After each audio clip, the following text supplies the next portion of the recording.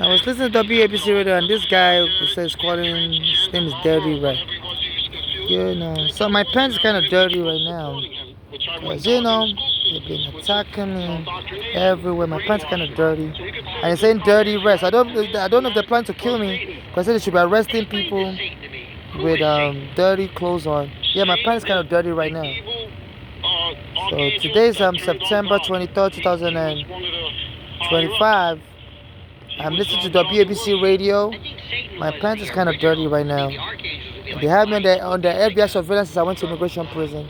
And the car's been driving around spraying stuff in the air. So that's why I'm recording and the phone camera caught up. So I hope they don't kill me and call me a crazy, dirty, But they said, they frame people up as crazy and kill them. So they should be inspecting people for their, and be calling homeless people crazy. So they're framing people up. In case they try to harm me, this WABC radio and the police, they need to be arrested because that's medical violence. You don't have a right to be scapegoating people. Yeah, my pants is kind of dirty, and I've not been able to. I don't even have an ID to rent a hotel room to change my clothes. And when I try to use the bathroom, they keep harassing me in every bathroom. Yeah, I do have some jeans in my pant bag. I've just not had the peace of mind to change my clothes in the bathroom and stuff, because they keep harassing me in the bathroom and stuff. So my pants kind of dirty, and this is WABC radio, Lino in the morning. Says somebody's calling in from Jersey, Dirty Red. So the FBI is engaging in psychological torture using a radio station to torture me as a homeless Nigerian. And this is against the law. The Brooklyn Federal Court, you have to issue an order. Because they said in Guantanamo Bay prison, they were using radios to torture people. So the WABC radio is a racist radio that said immigrants are invaders. And I'm under FBI surveillance since I went to immigration prison. And one of the hosts was saying, dirty red, dirty red, dirty red. And sometimes when you come here to the store, while I'm using the bathroom, they would bring the fire alarm on in the bathroom. Try to make it look like I'm doing drugs in the bathroom. And they arrest a number of people in this store, customers. I always come here to use the bathroom, buy my diarrhea pill. I have diarrhea. So this is absolutely not right. The FBI is using the radio and media in America to torture people. I've been under FBI surveillance since my mother brought me as a kid, and I was arrested by the immigration in July 2000. And ever since then, I've been getting tortured. My mother's been killed. So I always come here to buy inside diarrhea pill.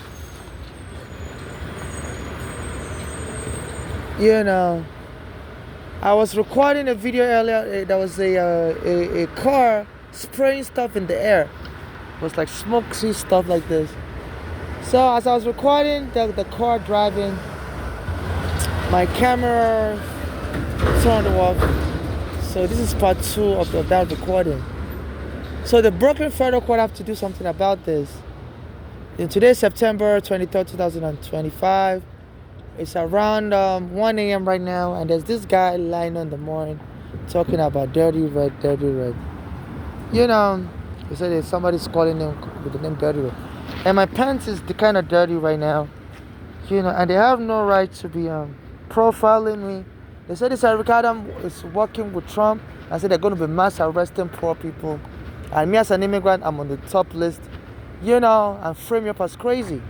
So I'm an adult, I'm 44 years old. I've been trying to get housing for 15 years. The police invaded my home on Staten Island and evicted me without a warrant. And every gun, a black American was trying to help me, and they went and killed them.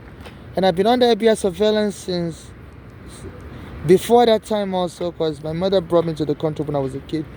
and they arrested my JFK, said children are not welcome in America with their green card holder parents. Since then, the Brooklyn Federal Court has ruled that you can't separate a child from the mother if the child is a minor. And apparently they have this policy of separating children from their green card holder parents. Says not all green card allows parents to bring children here, and even if the child is a day old, they have to separate it. The mother has to leave the child abroad and come to America alone. And now they're just now going overboard with the torture. And I've since gotten my green card after spending 8 years in the immigration court. So I've been trying to sue the immigration after I got my green card. And all hell has been let loose. Arizona was going to be helping me. They took Arizona dead.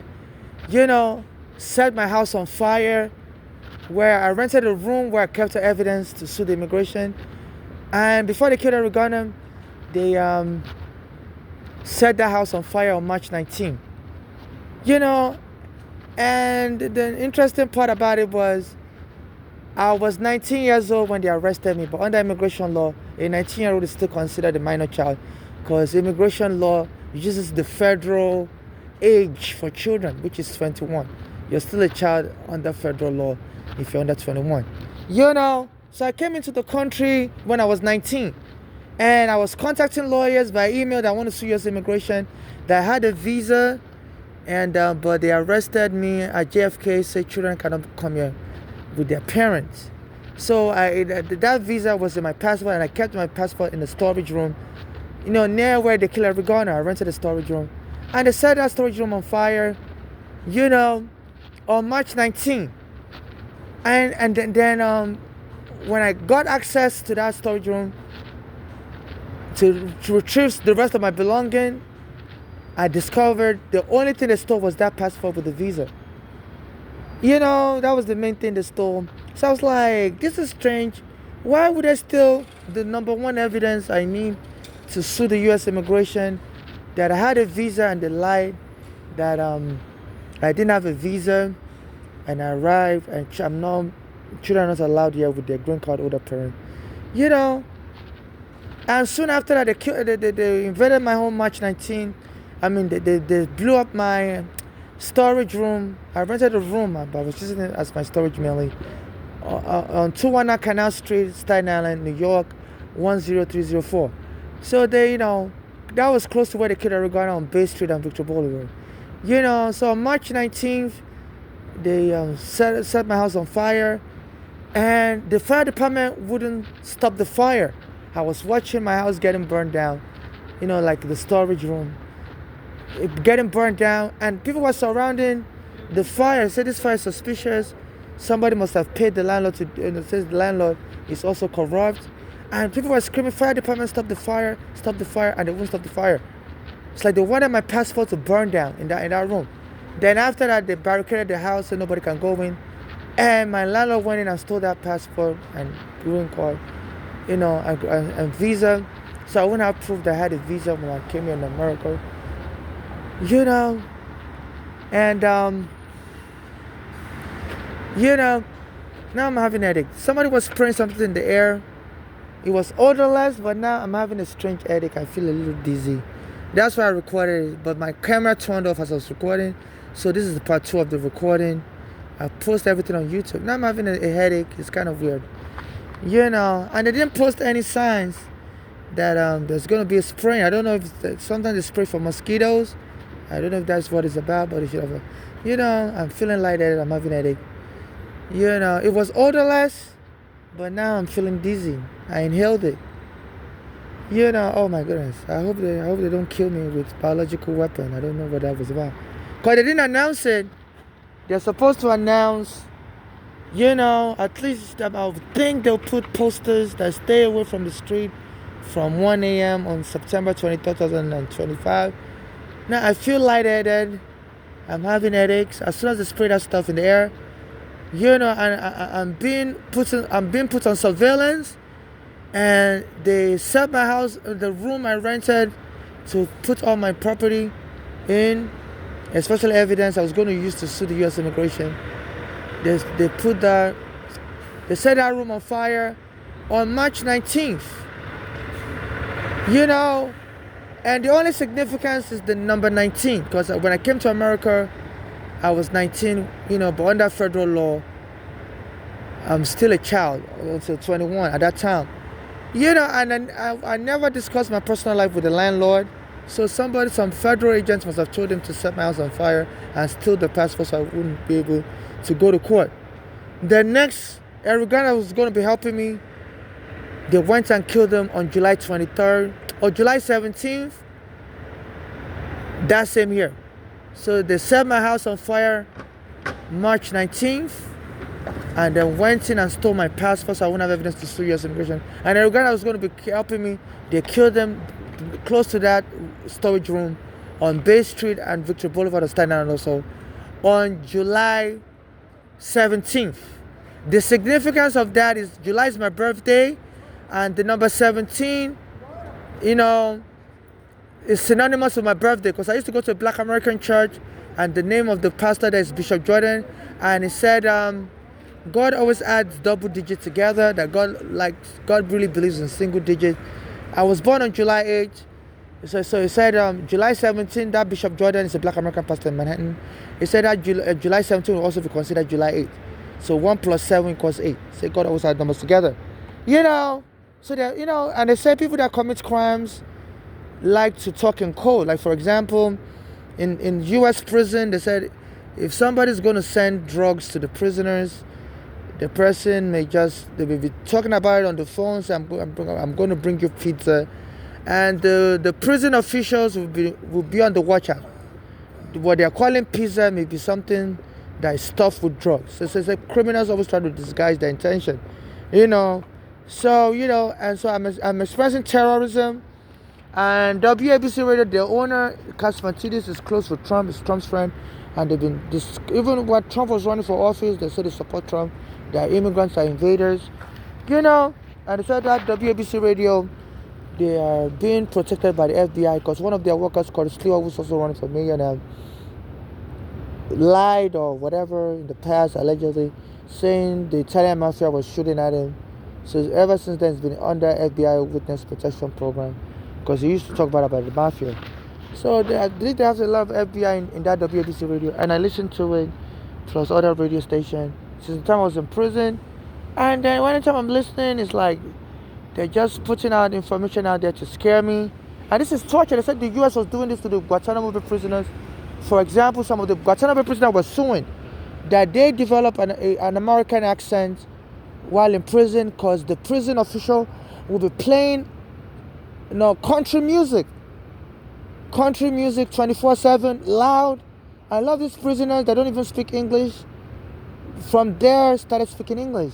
From listening to the country music loud, and they developed an American accent, and they were suing that is a violation of their rights. Nobody should force you to speak a language, and especially at torture. They said they used to do that to Black Americans. They beat them up to speak English. So a lot of these prisoners were Arabs in Guantanamo Bay, and they were trying to force them to speak English. So they were playing country music loud, and they said this was affecting the health of these immigrants in Guantanamo Bay prison because they wouldn't let them sleep at night. So now they torture me, which is against the law. But when I listen to this radio, I'm just trying to be healthy because my mother has been killed since she was trying to help me with the lawsuit against the U.S. immigration and stuff, and against the police that rendered me and my mother homeless on Staten Island since 2010. And our daughters poisoned her, and then when she went to the hospital, they went to the hospital days after. I told the hospital to lock her up. So they were just elder abusing her. My mother said that those were elder abusing her for many, many months.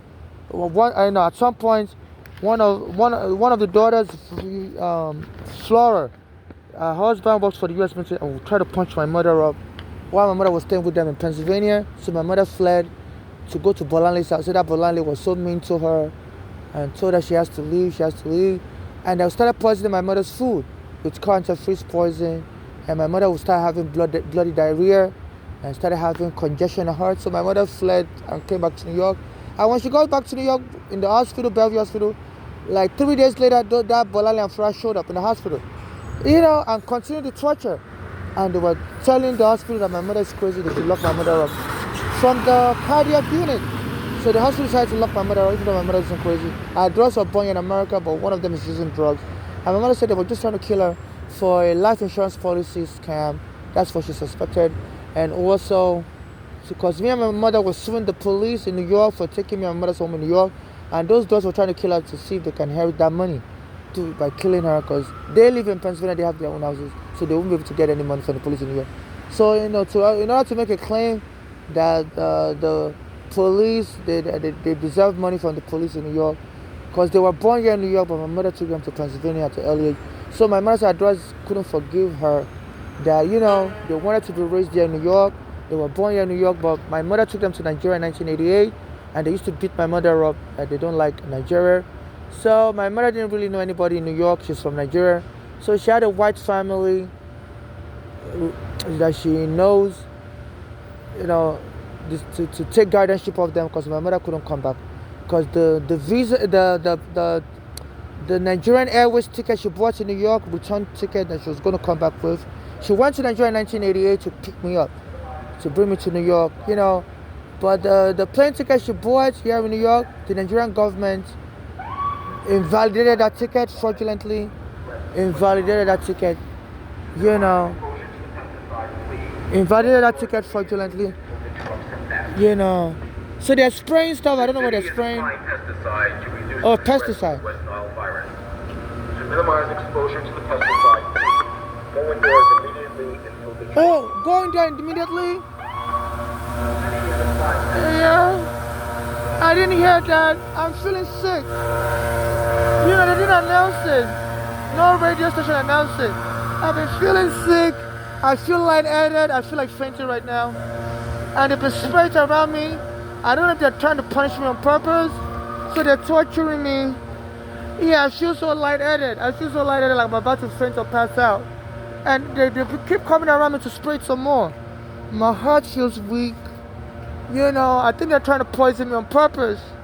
Because I normally sit here every night since they took my home on 2010 and they torture me. Have Black American kids punch me anywhere I go to. In Brooklyn, I stopped going to Brooklyn. Because when I normally sit at, I like to sit on metal chairs, because the wooden chairs are above bed bugs. So this is the only then they removed the metal chairs I normally sit on in Brooklyn and replaced it with wooden chairs. So I stopped sitting down there. And also, before they started doing that, last year, the high Black American kids were punching me on Fulton Street. So I always sit on a metal chairs, because wooden chairs above bed bugs. So I used to go to Brooklyn usually to sit down, but the Black American kids would come and punch me. And then when I call 911, the police would tell me, "We think you're just making things up. That we don't see nobody punching you. Go back to sleep, or otherwise, if you keep calling 911, we're going to arrest you." I said, "Please stop lying about me." The police camera picks it up. Then soon after that, around that neighborhood, that gang members that used to come and punch me went and punched a Spanish guy and stabbed him dead. The Spanish guy is Michael Hernandez. And if they had helped me arrest those gangs, they would have killed Michael Hernandez. They killed Michael Hernandez this year. His mother is saying she wants answers. So they torture me with honor disregard. It's a Black American. I believe some of the Black American agents in the FBI don't want me to get justice, so they're reaching out to other Black Americans that can help me deny me justice. A lot of the Black American lawyers wouldn't help me. I feel so lightheaded. My heart is faint. So they're just torturing me. And I was listening to WABC radio earlier, and it was, saying Jersey Red, Dirty Red. And every time, I'm under the FBI surveillance, even Obama admitted that the U.S. has satellite cameras, and they were even using it to watch Osama bin Laden for many years, even though the U.S. was lying to the world that they can't find Osama bin Laden. So they were watching him just to keep Osama bin Laden comfortable. They traced him to Pakistani jungle in an abandoned building, and they were watching him for years, watching him go take a shower in his house, and then they sent a sniper team to kill him, even though they could have arrested him. So the U.S. kills people they consider enemies. So I criticize the U.S. government a lot, and they're spraying me with chemical spray. They must have pinpointed me to this area that I come here late at night, And I feel so faint-hearted. I don't know if that thing is poisoned with chemical, it's poisoned with cancerous stuff. I just feel so weak and tired. It's very hard for me to breathe right now, and it's like I'm about to have a heart attack. I can feel a sharp pain in my heart. And this is torture, and they were using the ABC radio to say dirty red, dirty red. The guy called on the phone. And my pants is dirty right now. I have clean pants in my bag, but anytime I try to go change my clothes in the toilet, they always harass me in any public bathroom I use. So, and stuff. So it's not so dirty, but I guess I said this kind of say they're going to be arresting poor blacks for any reason. If they're not wearing the latest clothing, they're going to frame them up as crazy. So and my pants is not that dirty. I've seen people with mechanics and stuff. you know. But I was actually looking at my pants today. I was like, look, my pant is kind of dirty. I was looking at it in public today. So I guess they caught me on their satellite camera from space and decided to troll me tonight. They always use psychological torture when I'm listening to the radio. You know, but I try to just listen to different radio stations. My mother has been killed. I'm on the street, for my own mental well-being, because it's not good to be isolated. So I try to any country I'm in really. I always like to listen to their local radio stations and stuff. I've lived in a number of countries, but I've never seen anything like this to be torturing me, I guess they're zooming on me from their satellite camera and they try to play you like you're crazy because you don't have proof. But Obama did say that the US has satellite camera and it can zoom in on any part of the world, even zoom in on the ground, down into the subway station. Even I believe Trump also said that when they blew up Iran's nuclear site, bunker bombed it. It was underneath the mountain, and they provided the satellite camera of the from space. So they said that camera is powerful, can zoom in underground. So they are watching me on the satellite camera, and they just sprayed a pesticide. I think the U.S. Agents will try to kill me. They just sprayed a pesticide and it's making me faint-hearted. They didn't pre-announce it, and people are walking around also inhaling that smell. So they're spraying pesticide, and I've been inhaling that pesticide. I feel like having a heart attack right now. And this is dangerous. They didn't pre-announce it. People are not wearing masks. At least I'm wearing a mask. I love these people are just walking around not knowing. So, but I try to protect myself wearing a mask. I feel so tired. It's like I want to faint. So this is torture, broken federal courts. The feds, immigration, and the regarding with the NYPD are joining together to torture an African and torture a lot of immigrants. And the lawyers here in America won't help me as an immigrant. I'm a transsexual immigrant. So broken federal court issued an order that racial profiling is wrong.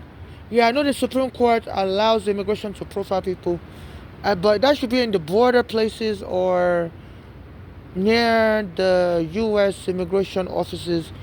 They've always allowed immigration to profile people, to look for foreigners without status. But I don't think that should apply to the local police like NYPD, and that's just an NYPD van, conducting the spraying without prior announcement in the radio, in the newspaper. I read the newspaper a lot, So this is torture, and they picked an area I'm in, Plus they're using gangs, like government-backed gangs. They say a lot in war crimes. The government sometimes use gangsters, militia, to commit atrocity, and so that they can deny they don't have any involvement. So they're using black Americans. Some black Americans don't like Nigerians, so we saw that slavery. So there are black Americans that try to attack me near the ferry. I go there to beg for money. So there's these black Americans. One of them works for Way Tours. There's a ticket vendor with the Statue of Liberty. Statue of Liberty. For the Statue of Liberty. I'm feeling very dizzy. I'm very tired. Since I inhaled that smell. And if you're trying to rub his penis on me while I'm standing begging for money, and if I dare compensate, shut your mouth, I'll knock you out if you keep complaining. So I believe that they're using this black Americans to start a fight with me and have them kill me. And then the government will claim they don't have any hand in that. I was just, I was probably crazy, a crazy African fighting black Americans. So I've been noticing they've been trying to use some black Americans to murder me around the ferries. I don't go there anymore. If I dare go near the ferry, they'll punch me while I'm sleeping at night. I don't go to sit down there. They have chairs in front of the ferry. A lot of the homeless sit there. But I in particular, I'm the only one that will punch. The other black Americans like them, they don't punch them. Late at night, they have gangs that beat me up. So that's why I just isolate myself. And there was a white guy that was killed here. He used to sleep over there. I don't know if he's really killed or if they're just trying to scare me. Because I used to come here a lot during 2021. And I noticed anytime I come here, the white guy will come near me. As I'm begging for money, he'll be begging for money also. Then I heard in the news while he was sleeping, somebody choked him dead. I don't know if it's a fake story the FBI was planting just to scare me. But I noticed that white guy would always come around me. And as I'm begging for money, he'll be begging for money also. I used to, then all of a sudden, this city bike came and put the bicycle there to block me from begging for money. I used to sit on the chair and beg for money. And during COVID, people come and shop at Target and they used to give me a lot of money. So they could give me up to $100 a day. And soon that white guy appeared. I guess so they've been engaging in all kind of psychological torture to leave me broke, dead, broke, and naked, like the rapper said in the song. Singing about, I think it's JC, say you're African, you're one half, but when I met you, you were dead, broke, and naked. So there's a lot of, toxicity from black Americans towards Africans. I guess due to the slave trade, oh my goodness, so much rats everywhere. So I used to sit here during 2021 or 2022, I used to beg for money and people used to come and shove. They just got their stimulus check. They didn't give me nothing. Even though I had a green card, it was stolen from me by the police when they arrested me in 2019, put me in the sidewalk, put me in the psychiatric hospital, framed me as crazy. So I couldn't apply for the rebate check because I didn't have a mailing address, and you need an ID to open up a mailbox. So I was the only one in America that didn't get the $3,000 rebate check. But I used to come here and sit down. There was a chair here, but if you raise the evidence, there used to be a chair here, and the one thing I did was to remove the chair. I used to sit very close to this door. There's another chair over there. And I believe somewhere here there was a chair closer to the entrance. And I would sit here. Yeah, I used to sit somewhere here, closer to the entrance or to the Target store.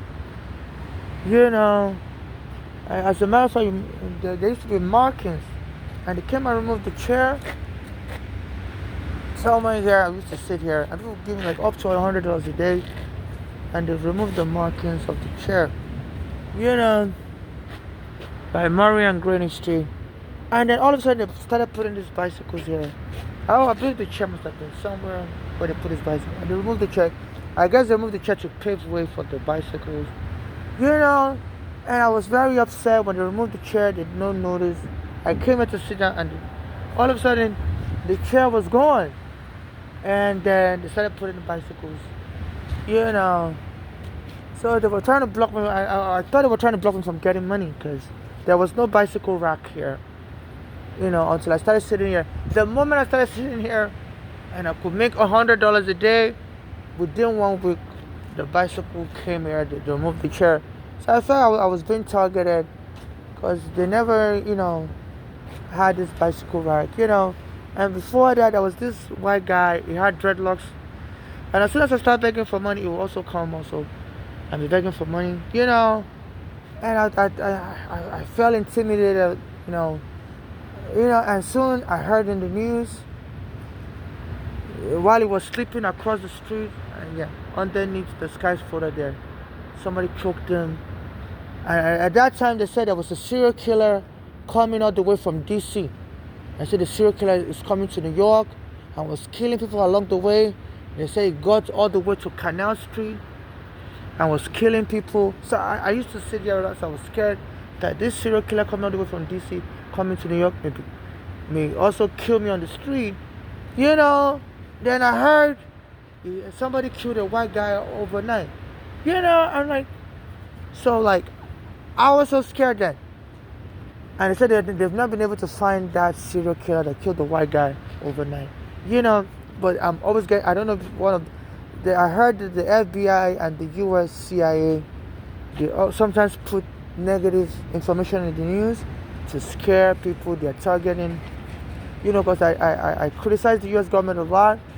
So I don't know if they're just trying to scare me like a Halloween scare, or some of these killings is real. I don't know. Even the Charlie Kirk killing, I don't know if it's real also, but apparently they claim it was killed for his political opinion, that people do get assassinated for political opinion.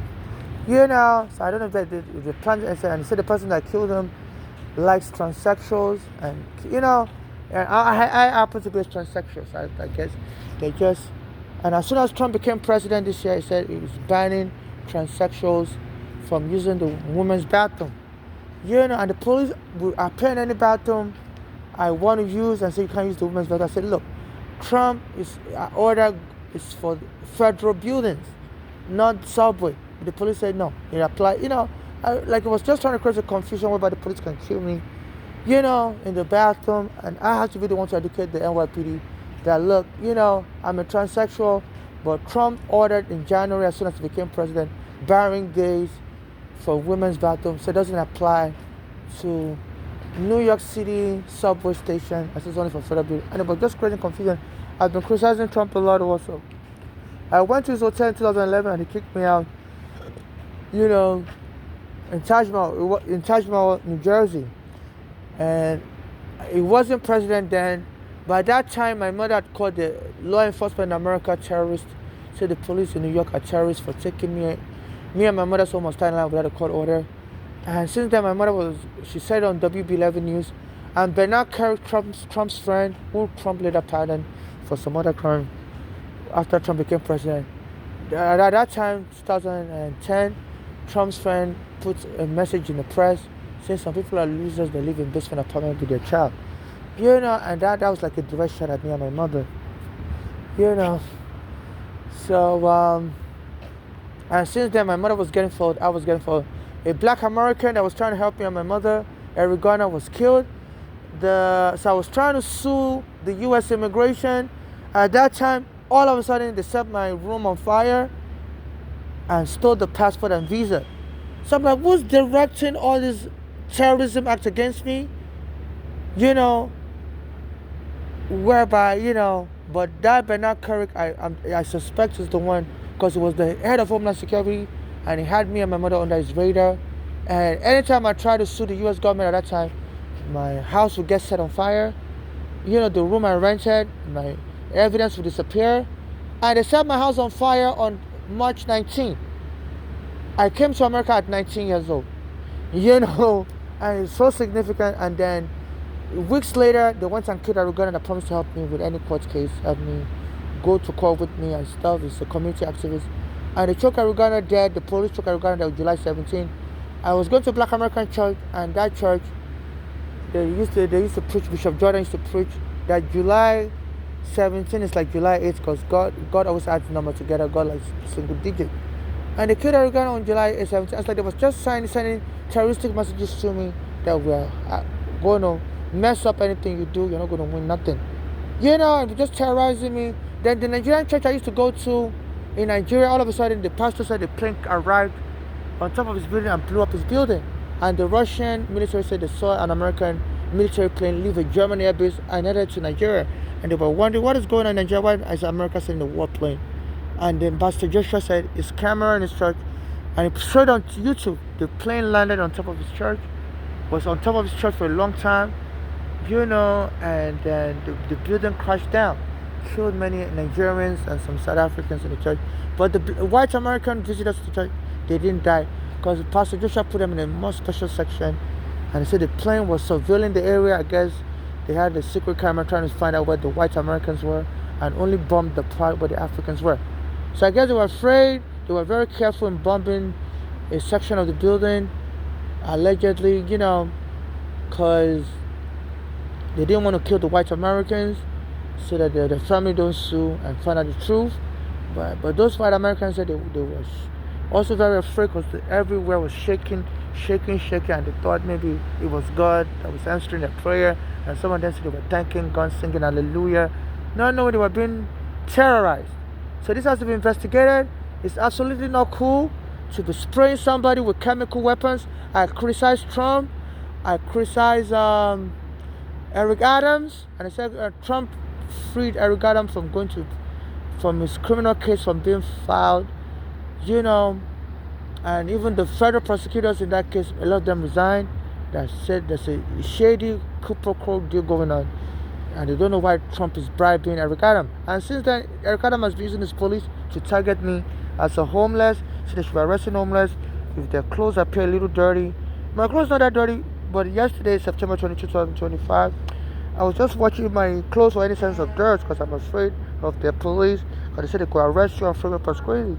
So I was just looking, the upper level is more dirty. So I was looking at the upper level, but the lower level is not that dirty. So I was looking at the upper level. Normally, I cover up with my jacket the upper level, and all of a sudden, I was listening to WABC radio with my earphone, and it was saying dirty red, calling us.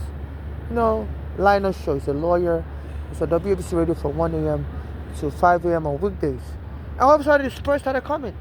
And since they started spraying with the police van, police car ahead of the spray, I inhaled the spray, and now it's like a chemical weapon. They say it's a pesticide, but it makes me feel tired. And I didn't see no sign. They put a sign here that, look, there's going to be a spray. I would have left already because I don't want to inhale nothing. And late at night like this, they bother me. If I'm on the train, they're telling me to get up, don't sleep. And now they're spraying the spray that's making me tired and weak. So they always torture me when there's no witness.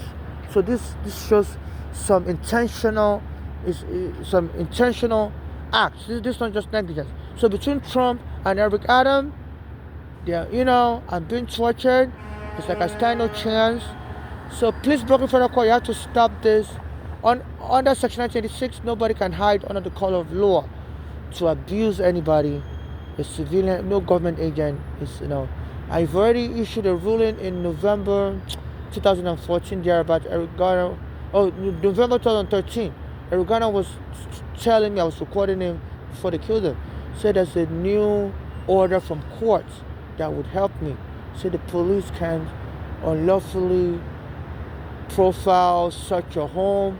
I said, I told him he was going to come to court with me as a friend of the court to help me get justice in my cases. Say unlawful arrest, unlawful search of home, seizure is wrong. And they went and killed them. So they've been spying on me since my mother and I wanted to sue the U.S. immigration and the NYPD, and now my mother's been killed, my friend's brother's been killed. I'm just having a headache right now, and so many killings.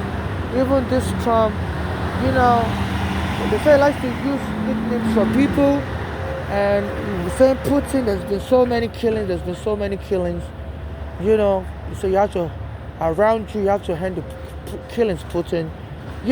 So I take diarrhea medicine a lot. I have diarrhea, so I guess it's nicknaming Putin. And I guess you have to cooperate, Putin. So a guy took me home and raped me, said he wants to get married to me. During COVID, they locked up the bathrooms in 2020. So in the train station, and I went to the Bronx. I tried to use the bathroom in the train station. Police precinct there, once Yankee Stadium. Bathroom, 161st Street. In 2020, and the police wouldn't let me use the bathroom. Said no, they were profiling me as a black. They thought, all blacks had COVID. So the police were slamming blacks, on the floor. If they go to the park, if they walk close to people.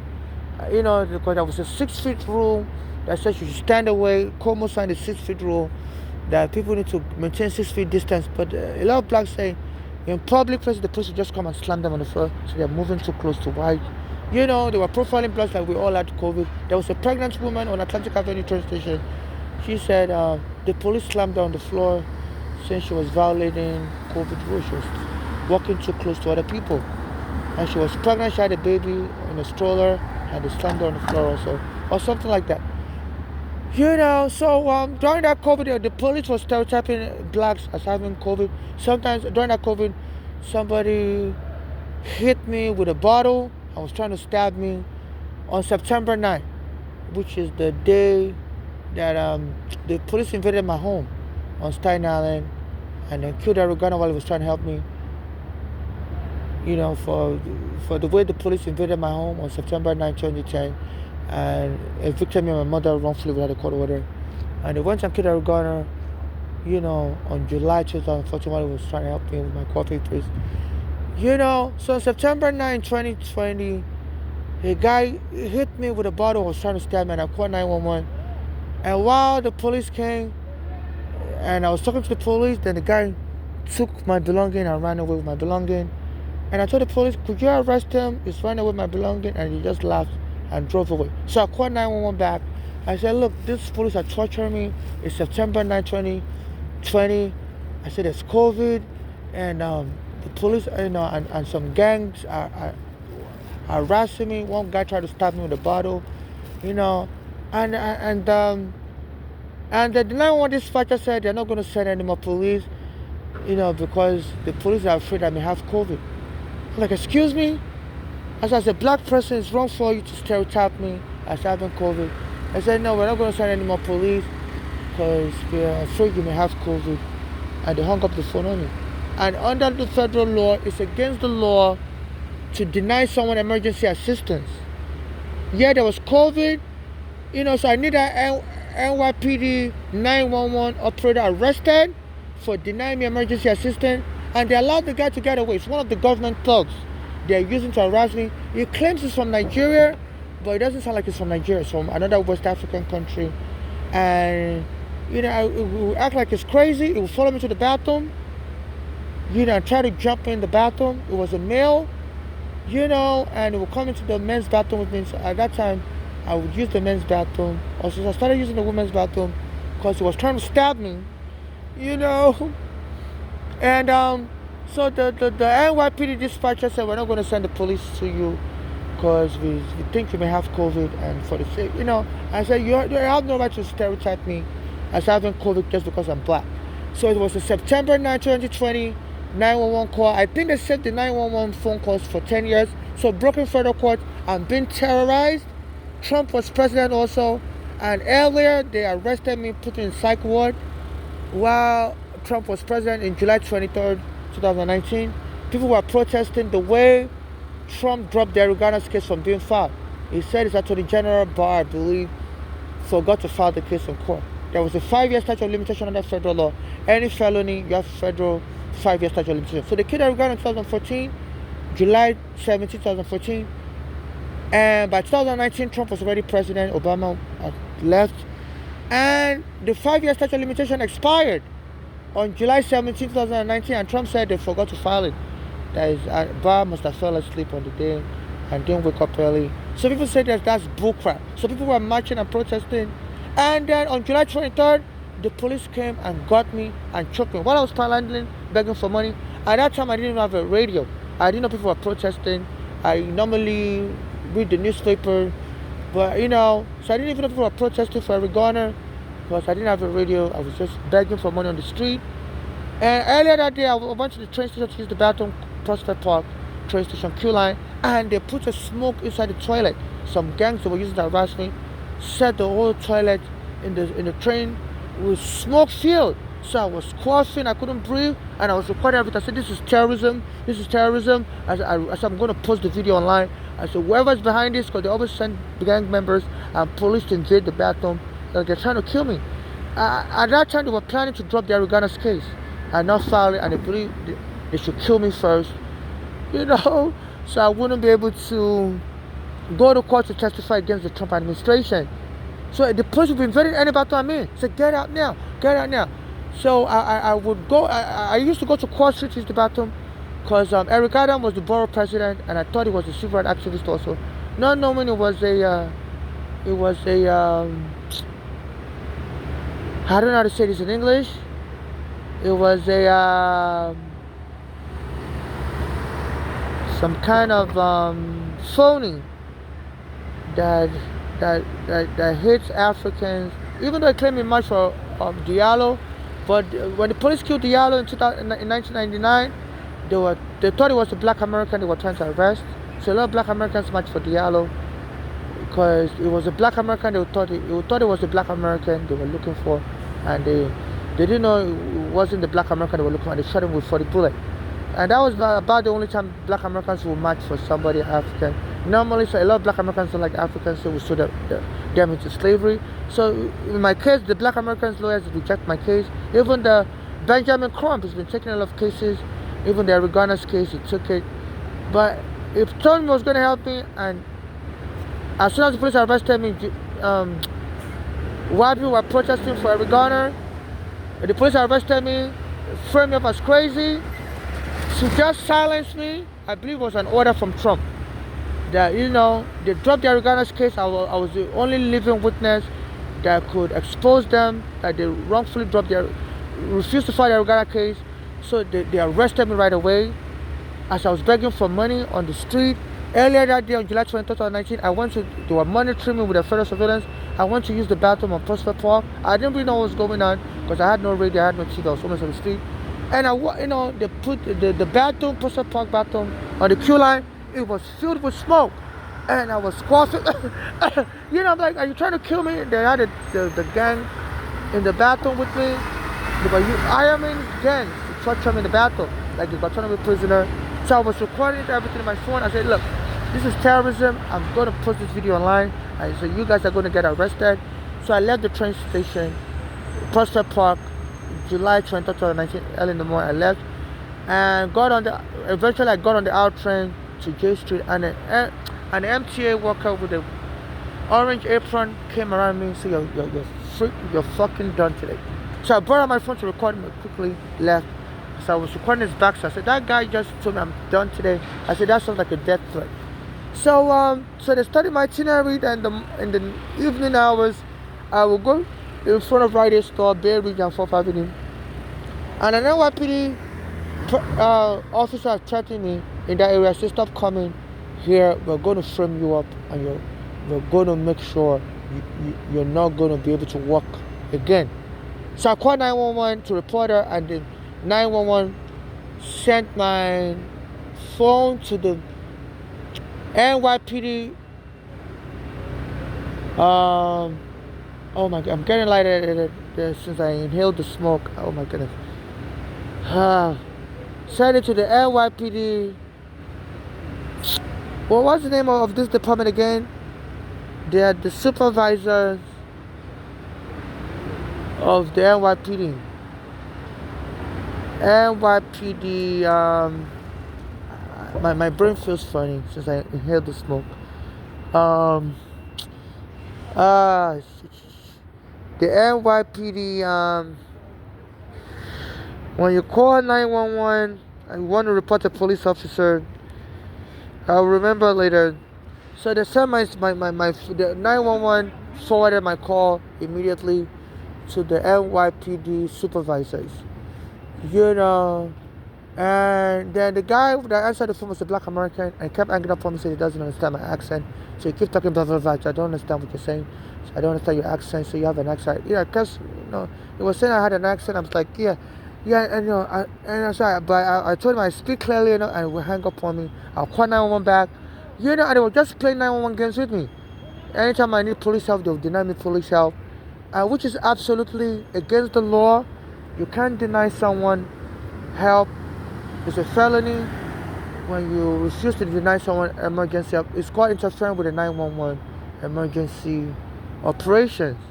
Whether you're a police officer or whatever, you can unlawfully be hanging up the phone on somebody, Yeah, and they were able to do that to me, And on July 23, 2019, they were harassing me everywhere I go. And at night time, I normally go to Bay Ridge Avenue and 4th Avenue to Panhandle.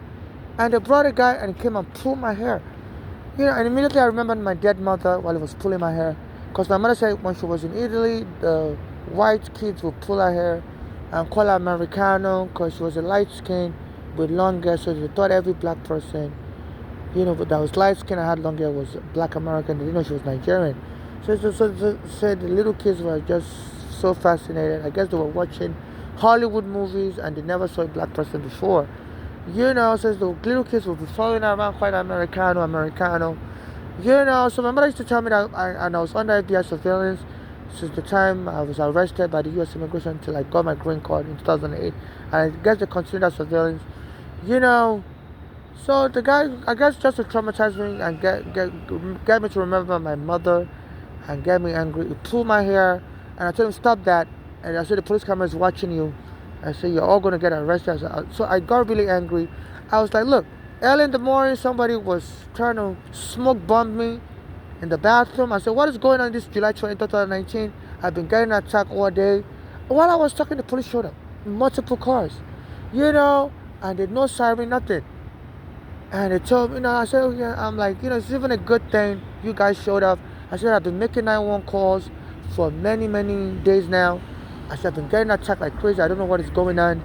And each time I try to get the police help, you guys don't help me. I said, a guy just pulled my hair, late at night, snuck behind me and pulled my hair from the back, And I'm like, and I said, the guy really fighting me. And before I could finish talking, they knocked me on the ground and started arresting me. So we're taken to psych while you're fighting. I said, I wasn't fighting. I just had a verbal dispute with the guy. I said, no, that's a fight. I said, no, that's not a fight. I said, I had a verbal dispute. A guy was pulling my hair and I told him to stop it. And they took me over to the psych ward. So I was screaming, please don't do that. This is wrong. Medical violence is a war crime. Don't misdiagnose me as crazy. And they dig their hand into my property, stole my green card, stole my social security card. And I was screaming, they're stealing my property. They're stealing my property. Please. And people were telling them and they began choking me. So I won't be able to talk. And I couldn't breathe also because they were laying on top of me and, they had me on my chest down, and the multiple police officers. So people were heckling them, please, so there were people heckling them to stop choking me. And they took me to the psych ward and told the people in the psych ward, I don't remember who I am, I'm suffering from dementia or whatever. And I told that hospital, absolutely not. I said, I come to this hospital all the time. It was the NYU Psychiatric Hospital, but it was formerly owned by the Lutheran Methodist Hospital. I said, this hospital was formerly known as Lutheran Hospital. I said, I come all the time. And I said, I've been experiencing all kinds of xenophobia attack. That was the time I was punched in the mouth for no reason and my teeth broke. I came to this hospital to report it. And you guys didn't help me call 911 either. But the surprising thing you told me was, anytime I get beat up on the street and I come to this hospital, your nurse will tell me, go get the crazy, lie and say you're crazy, and you get crazy check so you can get off the street. So it's so easy, just lie. I said, that's why I stopped coming to this hospital. I said, and today the police decided to arrest me because I failed to comply with the order that I should go and call myself crazy to get a crazy check. So apparently, they wanted to paint me as crazy because I was like the only witness that could help Eric Garner get justice. So they can claim that, well, that Eric Garner's case wasn't strong because the only witness was already crazy, receiving crazy check. So at that time, even the MTA brought a program that they're trying to make homeless collect crazy check. Say there's too many homeless in the subway. Under that Trump, they would just exaggerate everything. So the homeless are invading the subway, and they said they brought a program to allow homeless collect crazy check. And it's like they were just trying to cover the Eric Garner's killing because the statute of limitation to file the case in court, the 5-year statute of limitation is ticking. That's 2019. So the MTA brought a program. So we're going to be rounding up homeless. And they were trying to frame up as crazy. Even some of the MTA workers told me, said, be careful. Our bosses in the MTA and the police said we should set you up like a crazy person and get you killed. And I thought those black American workers in the MTA were just trying to scare me for fun. I'm like, no, nobody would do that to somebody in America. So I ignored their warning. But anytime I try to use the bathroom, the police will invade the bathroom, kick the door open, you know, and scare me. Say, get out. You've been in the bathroom too long. You know, so under this Trump administration, as the time clock was ticking to file charges against the Arizona killer, which could implicate Trump's friend, Bernard Kerry, whom Trump loves so much. You know, that Bernard Kerry died this year. He pardoned Bernard Kerry from criminal charges. So they were trying to find a way to get rid of me and drop the Arizona case. And one of the ways they tried to get rid of me was to lure me to leave America. So all of a sudden, they used to send a Polish woman to tell me, no, stop calling yourself crazy in America. You're not crazy. I said, they used to send a Polish woman that sounded like Trump's wife. Say, stop calling yourself homeless. You're not homeless. You have a home. Go to your home. You know, so I bring out my camera to record her and she'll quickly flee. So I'm like, a woman just came to me and said, I have a home somewhere. I said, I don't know what she's talking about. And soon afterwards, I heard my father was killed in Nigeria, you know, and they said he went to get an injection, and he used to get an injection for his pain medication, and somebody gave him a bad injection and he died right away. And went into coma, paralysis and stuff. And that, you know, and the only thing I suspect is Trump was behind it, because I was criticizing Trump. He was raiding immigrants and was just trying to get rid of me to save his friend Bernard Kerik. Because I think Bernard Kerik was not dead, ordered his police to go and kill Arizona. And they ordered his police to be terrorizing me and my mother calling an NYPD terrorist organization for taking her home. So my mother went on WB11.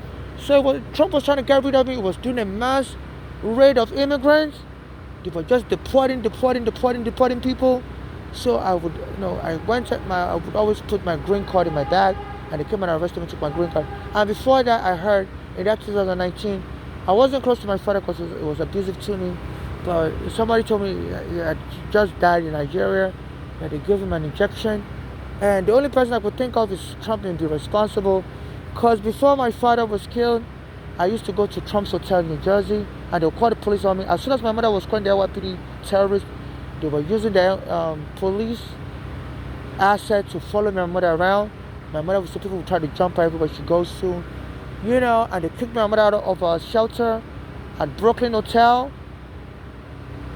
You know, they put like anthrax in the shelter, and me and my mother ended up with bloody nose. My mother went to Staten Island University Hospital. I went to Colorado Hospital, and they diagnosed us with blockage of the nose, but they never tested for anthrax. You know, and my mother spent many days in the hospital because she was much older and had a history of heart disease. So they were monitoring her for a long time. They discharged me early.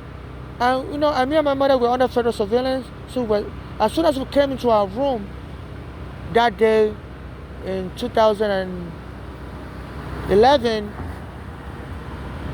we met a powder, and it was odorless, but we started coughing and we started having blockage in our nose. And we felt so sick. My mother couldn't eat. I couldn't eat also. And we felt so sick in that room. And we were inhaling that anthrax. It was a white powder. And they didn't tell us. They just put it on the bed. You know, our room was the only one they put that white powder in. You know. So me and my mother ended up in the hospital in 2011. So my mother left the shelter after that because they were harassing us, told us to leave. And I also left the shelter. So I was out on the street. You know, because they were telling the black Americans in that shelter were playing songs like "Pay Back, Motherfucker."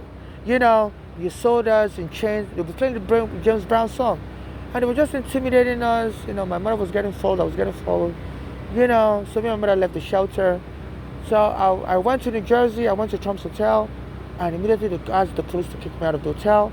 So I was like, who do I offend in America that I'm being attacked in the shelter in New Jersey? So I was recording everything. I said, look, I'm experiencing racist attack from New York to New Jersey.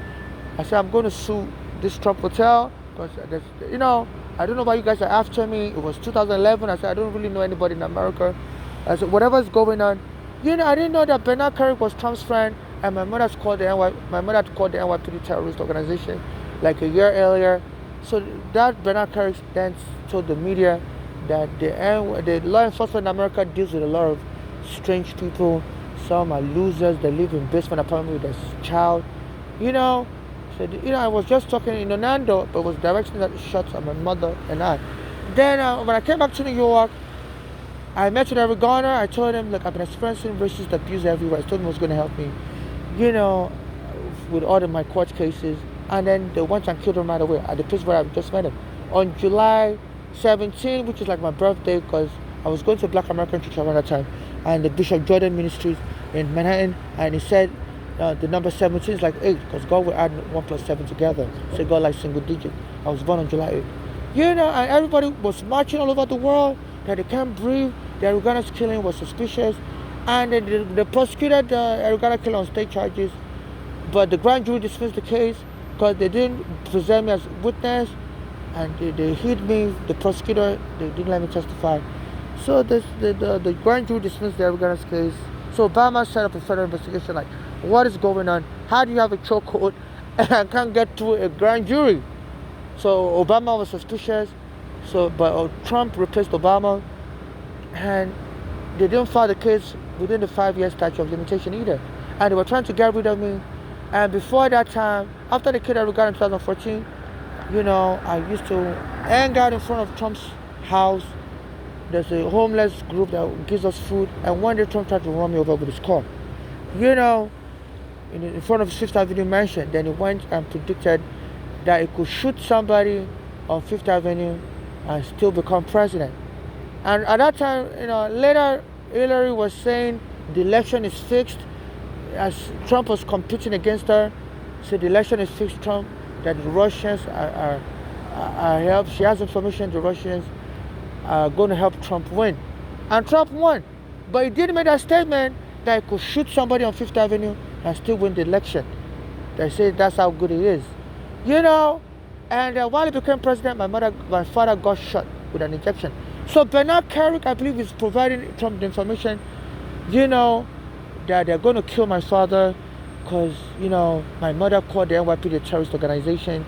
So they said my father, I wasn't talking to him for a long time, and the pastor in Brooklyn told me, reconnect with your father. His name is Pastor Ike. He works for the City of New York Law Corporation Council. He said, God told me, contact your father. He said, forgive your father. Connect with your father now before it's too late. So I was like, absolutely not.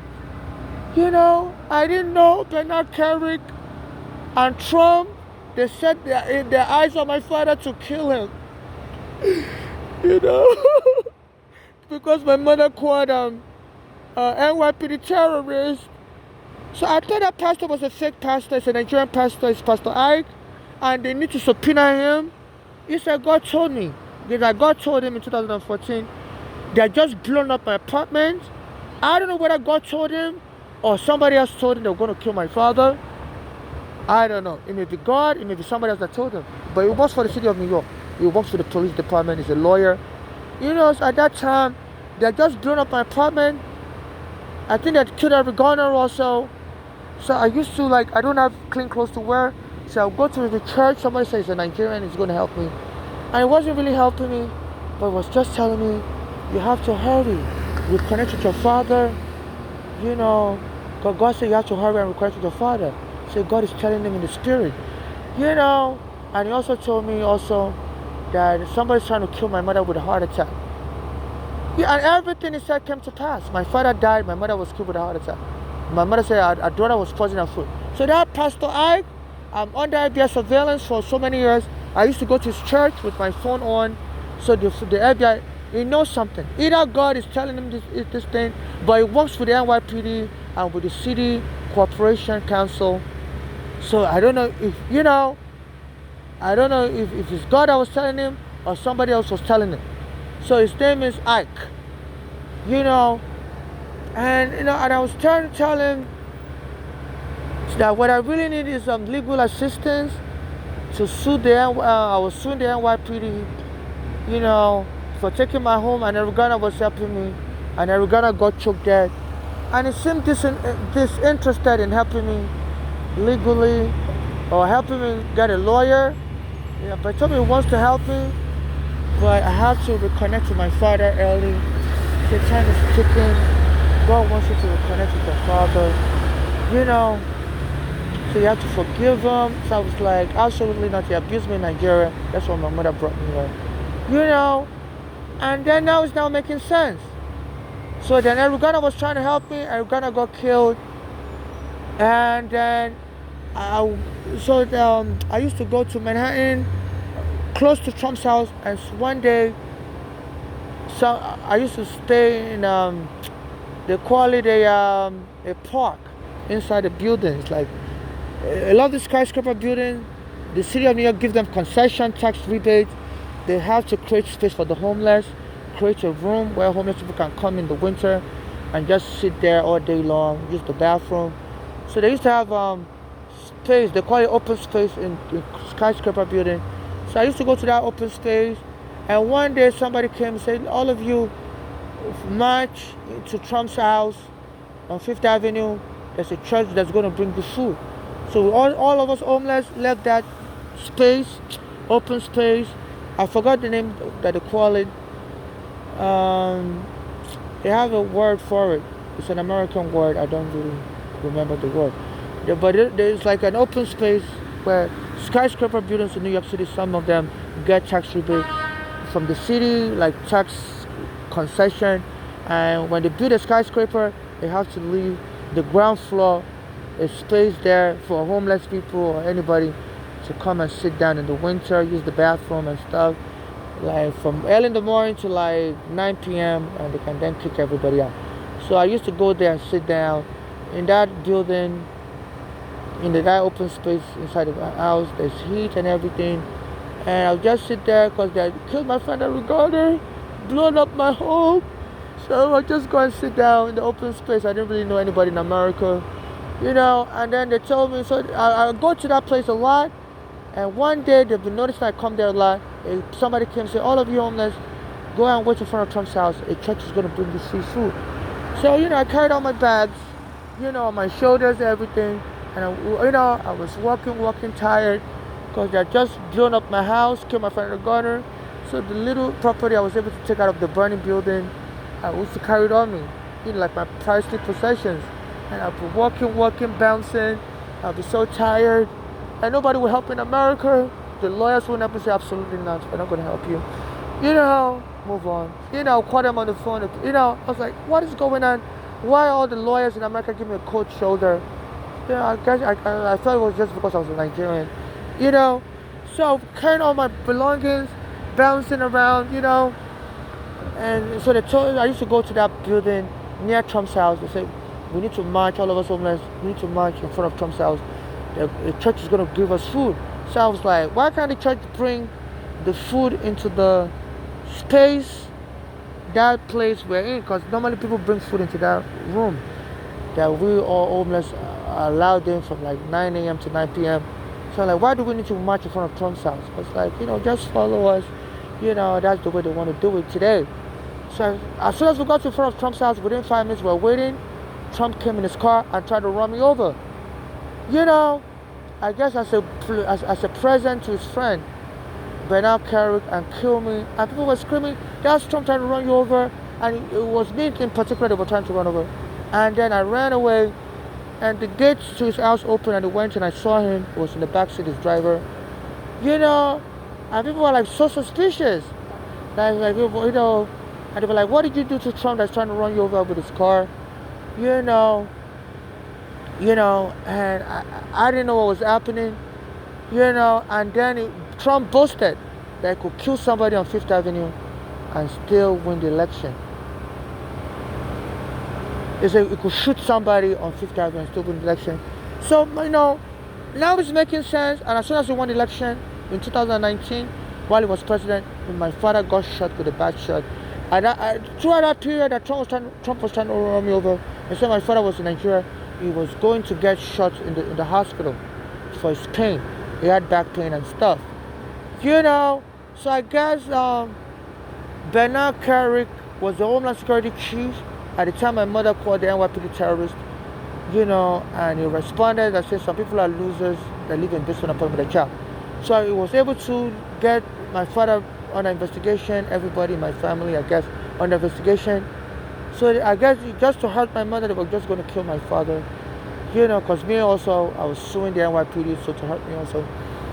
So, and I guess to make me really feel the pain, so I used to go to this Nigerian church. One of the pastors, Pastor Ike, was working for the city of New York as a lawyer, defending police officers.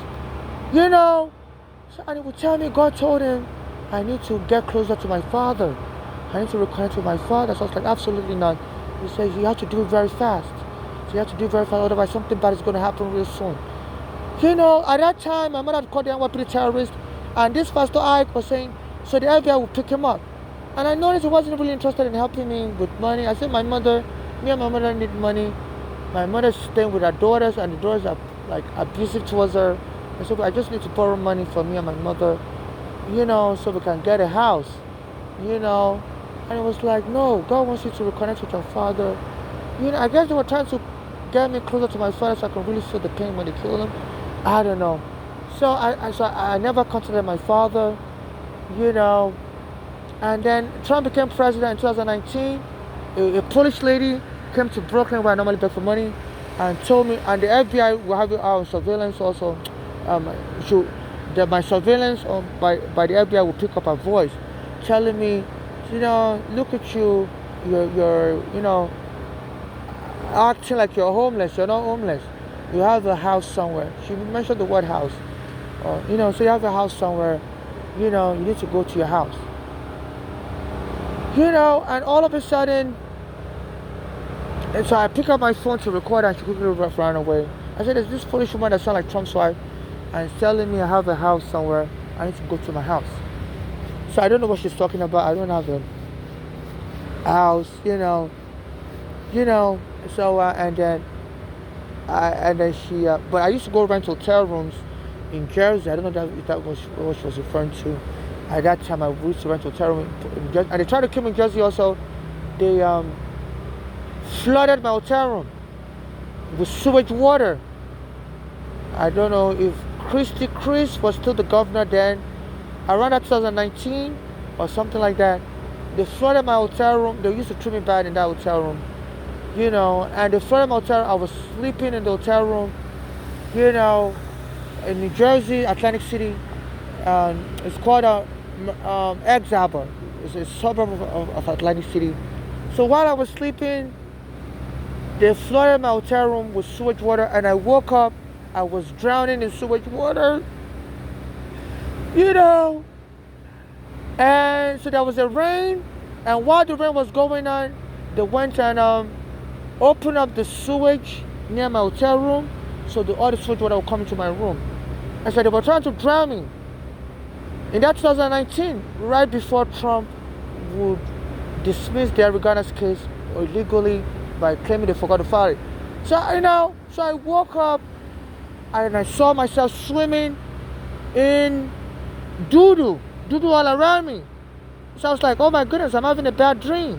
I tried to go back to sleep again. I was like, oh my goodness, doo-doo's all around me, oh my goodness.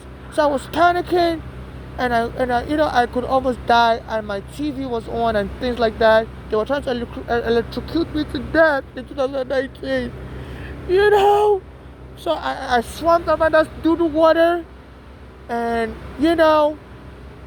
and I saw that all the people in the hotel squad travelers in New Jersey.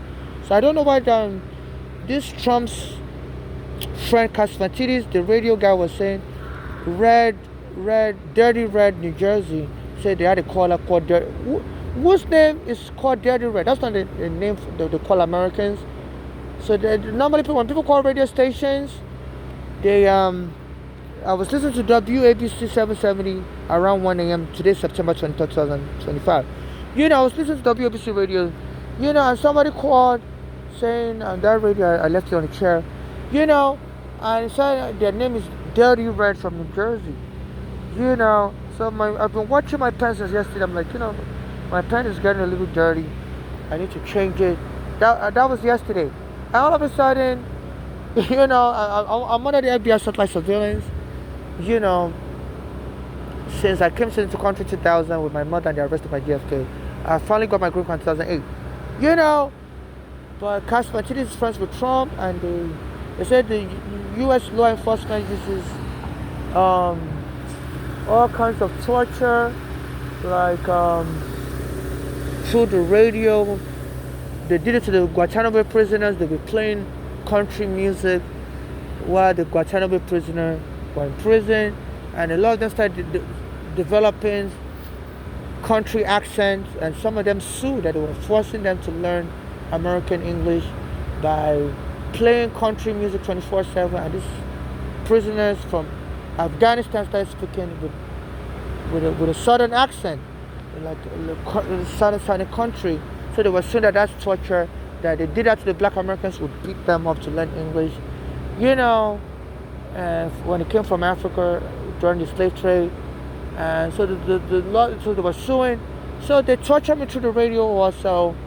And just that, you know, issuing threats over the radio that immigrants are invaders and they need to go across the back or across the border. And just, like psychological torture anytime I'm listening to the radio. And, so today they were talking about Dirty Red from New Jersey.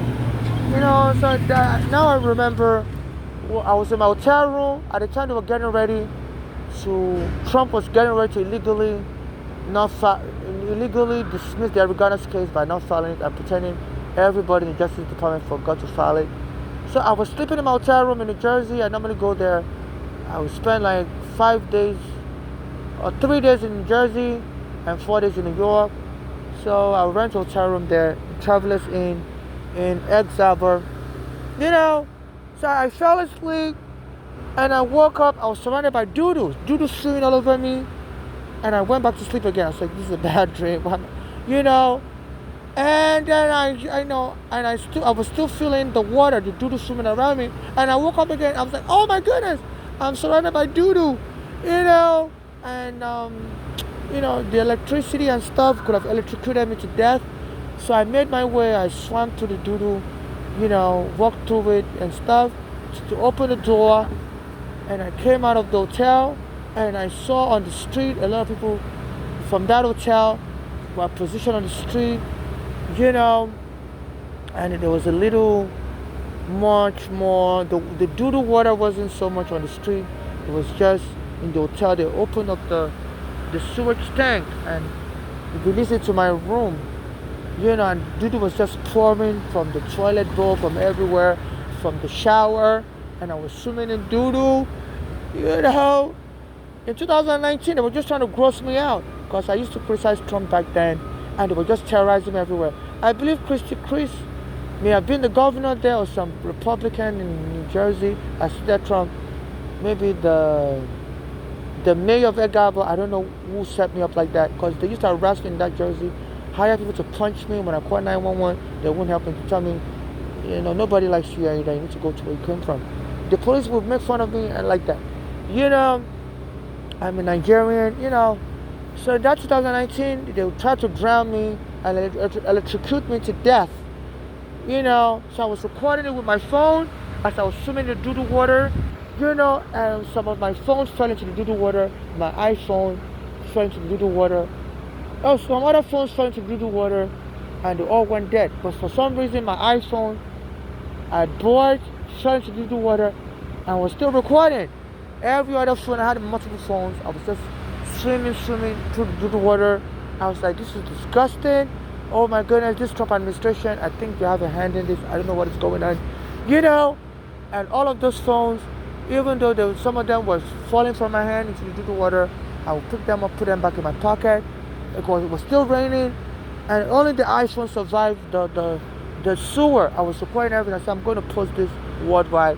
People were able to see this. So we were waiting. They said the Red Cross will come and pick us up. And we're waiting. And the rain was not stopping. And no Red Cross was showing up. So, but there were buses still running. So I took the bus. Came to New York like that. So I was just hanging out in New York, afraid to go back to Jersey because I was afraid it would just kill me in that hotel room. So while I was hanging out in New York, I didn't want to go back to that hotel room in New Jersey. Then this policewoman came and said, you need to go back to your home. That's 2019. So you have a home. Stop hanging out in New York. And I was like, no, oh no. They tried to electrocute me.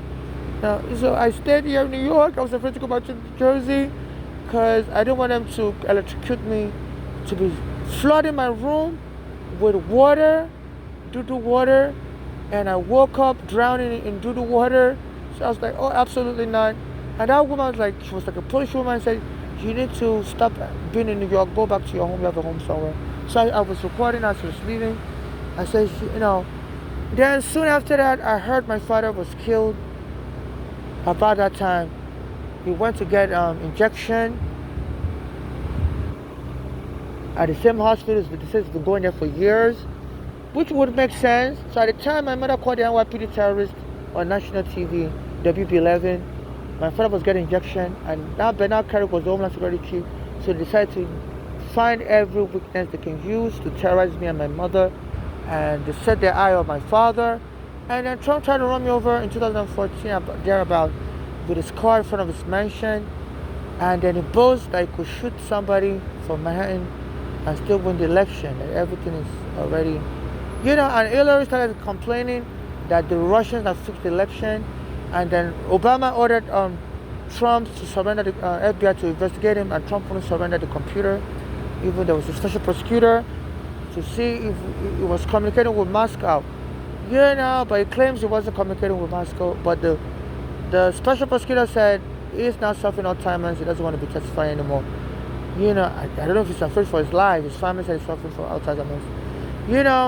But the federal prosecutor, the special prosecutor said Democrats appointed him during the Trump first administration, first term, and he said that the investigation on the Trump and Russia collusion is inconclusive because Trump was obstructing justice, wouldn't submit computer evidence they need to, hit his computer and stuff, laptop, and so the case went to the Congress for vote. I believe he was impeached, but the Senate had to remove him, but the Republicans refused to remove him. That's how he survived the impeachment. So in 2019, they decided to drop the ball on Eric Garner's case, not file the case in court and claim they forgot to file it.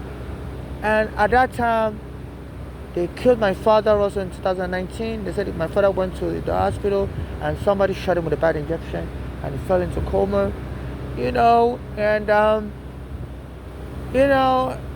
then I was contacted I should come to Nigeria for the burial. So at that time my green card had expired, because I got my green card in 2008 and it only lasts 10 years. So I thought, they were trying to get me to go to Nigeria. And when I applied for a new green card in Nigeria to come back, the American embassy would tell me, no, you can't go back to America.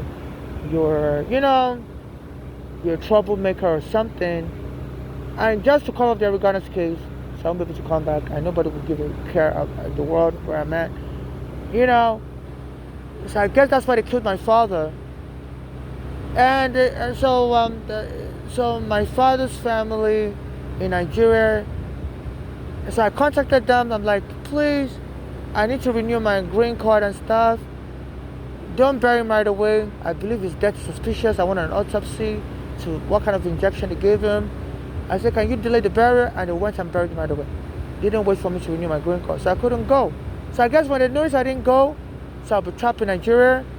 Then they were terrorizing me on the train. The MTA said they had to lock up homeless and lock us up in the psych ward. They were invading the subway, too many homeless all of a sudden, 2019. And they started a program called Top 50. And they would terrorize me in the bathroom and stuff, invade the bathroom with the police, put a smoke flame in the bathroom to make me cough. On that day, July 23rd, 2019. So I was recording everything. I was like, what is going on? Why all this terrorizing me? So I didn't know people were even protesting for Trump dropping the Eric Garner's case, not filing in court. So they forgot, and they overslept or forgot or something like that. The whole Justice Department, I guess overslept and forgot. So people were like, that's bull. People were protesting. So on that July 23rd, they were trying to set me up all day long. They brought us like a smoke fire, set up a smoke in the bathroom as I was using the bathroom, and the whole place was filled with smoke. And I was coughing, I was choking, I was recording everything, and the FBI surveillance would pick it up. I said, look, the gang members that did that, I said, I'm recording you doing this, set up a smoke in the bathroom. I said, I'm going to post it and you're going to be arrested. I even told them all the FBI surveillance, so they're going to arrest you. And the FBI didn't arrest them, they were their collaborators in terrorizing me. So later, I left that train station, Prospect Park, ended up at J Street, our train station, and the MTA worker told me, you're done today.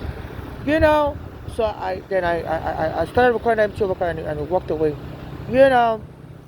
So I was saying this is suspicious. They've been trying to harm me all day today. I don't know what's going on July 23rd. Then I went to Bay Ridge Avenue and 4th Avenue where I normally beg for money at nighttime like this, in front of the Rite Aid store. As soon as I was looking for money, the guy came and pulled my hair, and I remembered my dead mother right away because she said when she was in Italy as a child, as a young lady, white kids would pull her hair, call her Americano. As I was saying, they were just so fascinated to see a black person for the first time. And they thought she was black American because she was light skinned and she had long hair. So I guess they were just trying to make me remember my dead mother. So I told that white guy that pulled my hair, I said, don't do that. That's wrong. I just had a verbal dispute with the white guy. All of a sudden, so the white guy left and I was begging for money. All of a sudden, like 30 minutes later or so, all these police cars surrounded me. And no siren, okay, and there's all surrounding me. They said, we heard you were fighting. I said, oh yeah. I was like, oh yeah, thanks for coming. A guy pulled my hair. I said, I've been getting harassed all day in the bathroom. They set up a smoke in the bathroom. I said, I have the video. Let me show you the video. As I was talking, they knocked me down on the ground and started choking me. I said, so we're going to take you to psych ward. You're crazy. You're fighting. And they began choking me. And people surrounded the whole area. I was saying, they're choking me. Please help me. They want to steal all my stuff. My green card and everything. And so I was saying, they're stealing my property. They want to steal my property. So apparently, and that's what they did. They stole my green card and locked me up in the psych ward. So I guess, and they felt that if they keep me in the psych ward, I won't be able to testify against the Trump administration for dropping the Reganis case and protecting Bernard Carrick, and they could forever medicate me. They took me to the NYU Psychiatric Hospital where Trump's family friend is the president of the NYU Psychiatric Hospital. I said he's friends with Trump's son-in-law, Kushner, who's now his father, Kushner's father, I believe, is the ambassador of the U.S. to France. And he said even the French government said it's been very rude to them and it's really protecting the Trump administration, but saying stuff about France that they feel an ambassador shouldn't be saying. But instead of deporting him like Trump would deport ambassadors, they let him stay respecting his, America and stuff. But the French President Macron said his Kushner's, father has been very rude to France and disrespecting France, talking down on France and stuff. And so, as part of the cover-up, because they said this Bernard Carrick, who died this year of a heart attack, Trump was trying to protect him and to eliminate witnesses like me. And then the Homeland, the head of immigration, his name was Cuccinelli, and was making fun of my dead father after I put the message in the media. So the name Cuccinelli is very significant. I think Trump appointed him in that 2019 because they were planning to hurt me, kill my father, and they appointed him so that I would know they did it on purpose to kill my father. That Cuccinelli name is very interesting because when the police invaded my home in 2010, they were watching me naked. They told me I had to disrobe, they have to see me naked. And my mother was protesting that absolutely not. You can't naked somebody. And they told my mother to go outside. And it was just me and the police in the room. So I sued the police for sexual harassment. So the Cuccinelli, an Italian name. So my mother used to live in Italy, and this Trump chose an Italian with the name just to tell me my mother, who was dead then. So the Cucci part of his name I guess would be synonymous with the sexual harassment I was blaming the police for. You know, and the Nelly part of his name, as soon as I arrived at JFK Airport when I was 19, they gave me a prison number and arrested me 494. That's Mandela's prison number. And I used to talk about that with my mother. That, you know, they gave me, the computer gave me a prison number 494, which is Mandela's prison number. And my mother was like, you know, God must want you to become a civil rights activist. You know, my mother was like, you know, God must want you to become a civil rights activist. Yeah, I'm so sorry. My earphone dropped and one of the pieces stuck in my ear. I was trying to pull it out. You know, I buy all this. They sell me like real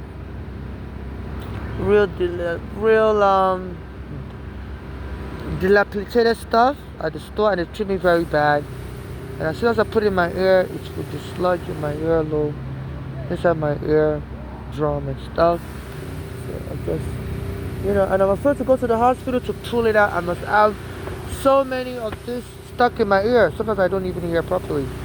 You know, I say, because Eric Adams said if any homeless comes to the hospital, they should frame them up as crazy, don't let them go out alive, you know. So I have a lot of this earbud stuck in my ear, and it's very painful at times. Another one just got stuck now. You know, sometimes I try to pull it out, use like metal object to pull it out, and it gives me bloody ear infection. You know, so they're torturing me. I can't go to the hospital freely and walk out alive. You know, so Broken Federal, you have to stop this. They're torturing people, and I'm losing my ear. I don't really hear well anymore. But I have a lot of bloody infection in my ear. I can't even get checked out, because if I go to the hospital, I may not walk out alive. They've been throwing me up as crazy, especially for not wearing the latest clothing. And they will just, you know, this Trump also said they should be arresting homeless and frame up as crazy. And this is very bad for public health, you know, and stuff. You know, so there's so much I'm going through. I have to leave this area because they're going to be spraying water, you know, soon. So I have to hurry up. Anytime I'm recording evidence like that, you know, they'll try to, you know, stop me. You know, they have like a team. You know, they always just harass me. When I got here last night, this guy was spraying water on me. He's been doing this since 9 p.m. last night, spraying water all around the neighborhood, and now it's like 2 a.m. and he's still doing it. He went on break, now he's back again. You know, as I'm making this video recording, you know, so I guess it's going to do it again, all around again, or whatever it's trying to do. You know, so this is terrorism. This is cover-up of murder. Now that Bernard Kerik died, you know, so he's not going to be alive to testify anymore. No lawyer in America would help him. I was trying to subpoena him to testify while he's alive, and all the lawyers in America blocked. I guess they're afraid of the FBI probing them for helping me. You know, so I was taken to the psych ward, and they framed me up as crazy, so I don't remember who I was, which was an absolute lie. And so I told them I have to go to court right away. I called the Nigerian embassy. The Nigerian embassy promised to help me, but I guess they were too intimidated. They promised to help me with money, you know, and they never helped me. You know, I told them about everything, and they promised to help me. As a matter of fact, when my father was abusing me in Nigeria, my mother went and reported to the police in 2000, and the police said child abuse is allowed in Nigerian culture, and the head of the police, I think it was the area G or something, they always, you know, precinct, said my mother should bring me to America, and the Nigerian government will help me resettle in America, you know, assist me financially and stuff. And I apologize that the Nigerian culture doesn't allow them to intervene in child abuse cases. The culture welcomes it and the law welcomes it.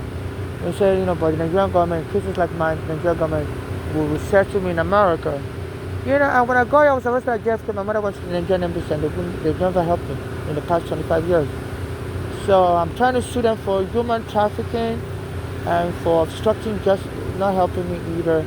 Because why would you lure me to come to America, for my safety, and then not help me.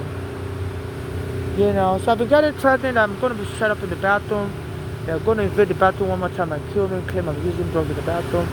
And I've been sending videos to the Nigerian government that they've stolen my passport, stolen my green card. And I guess, they'd rather have me killed because Nigeria's broke right now. And they think if I get killed, maybe Trump will be willing to just settle my case. Because I've been planning to sue the U.S. government for arresting me at JFK in 2000, even though I have a visa, and for blowing up my storage room and stealing my passport and visa in 2014 and killing my friend Ogana. So I guess, maybe the Nigerian government thinks, they have a leverage on Trump now, and they just want me dead already by the police, and maybe then Trump will release a lot of money and give it to my father's family in Nigeria and stuff. And maybe they believe my killing would be a good leverage, So please, the world should, civil activists in the world should be ready to make sure they seize any kind of, I ask the court to seize any money, because if you have to kill somebody to get money sent to Nigeria, that is against the law. Terrorism shouldn't be allowed. And countries doing deals to kill somebody as a leverage to make sure Trump doesn't go to prison and Bernanke, even though he's now dead, or some of the NYPD guys that helped kill Arugana don't go to prison, and to now kill me as a sacrifice. So any of those payments should be seized by the court, international courts, local courts here, for terrorism type activities. They say this Trump has traveled to an Arab country. They gave him a $250 million plane for his library. So, so I think a lot of countries think if they bribe Trump, because he has immunity now, they said, a president can't go to prison for any criminal acts. So this is giving him carte blanche to strike deals, whereby him and his cronies in the NYPD will walk away scot-free, and then will send American money to compensate for any killings of any witnesses. So I believe this is why the Nigerian government is not interested in helping me anymore. They're willing to wait till I get killed, and they say Nigeria needs a lot of money. They are competing with South Africa, because they're the second economy in Africa now. They used to have a $500 billion economy.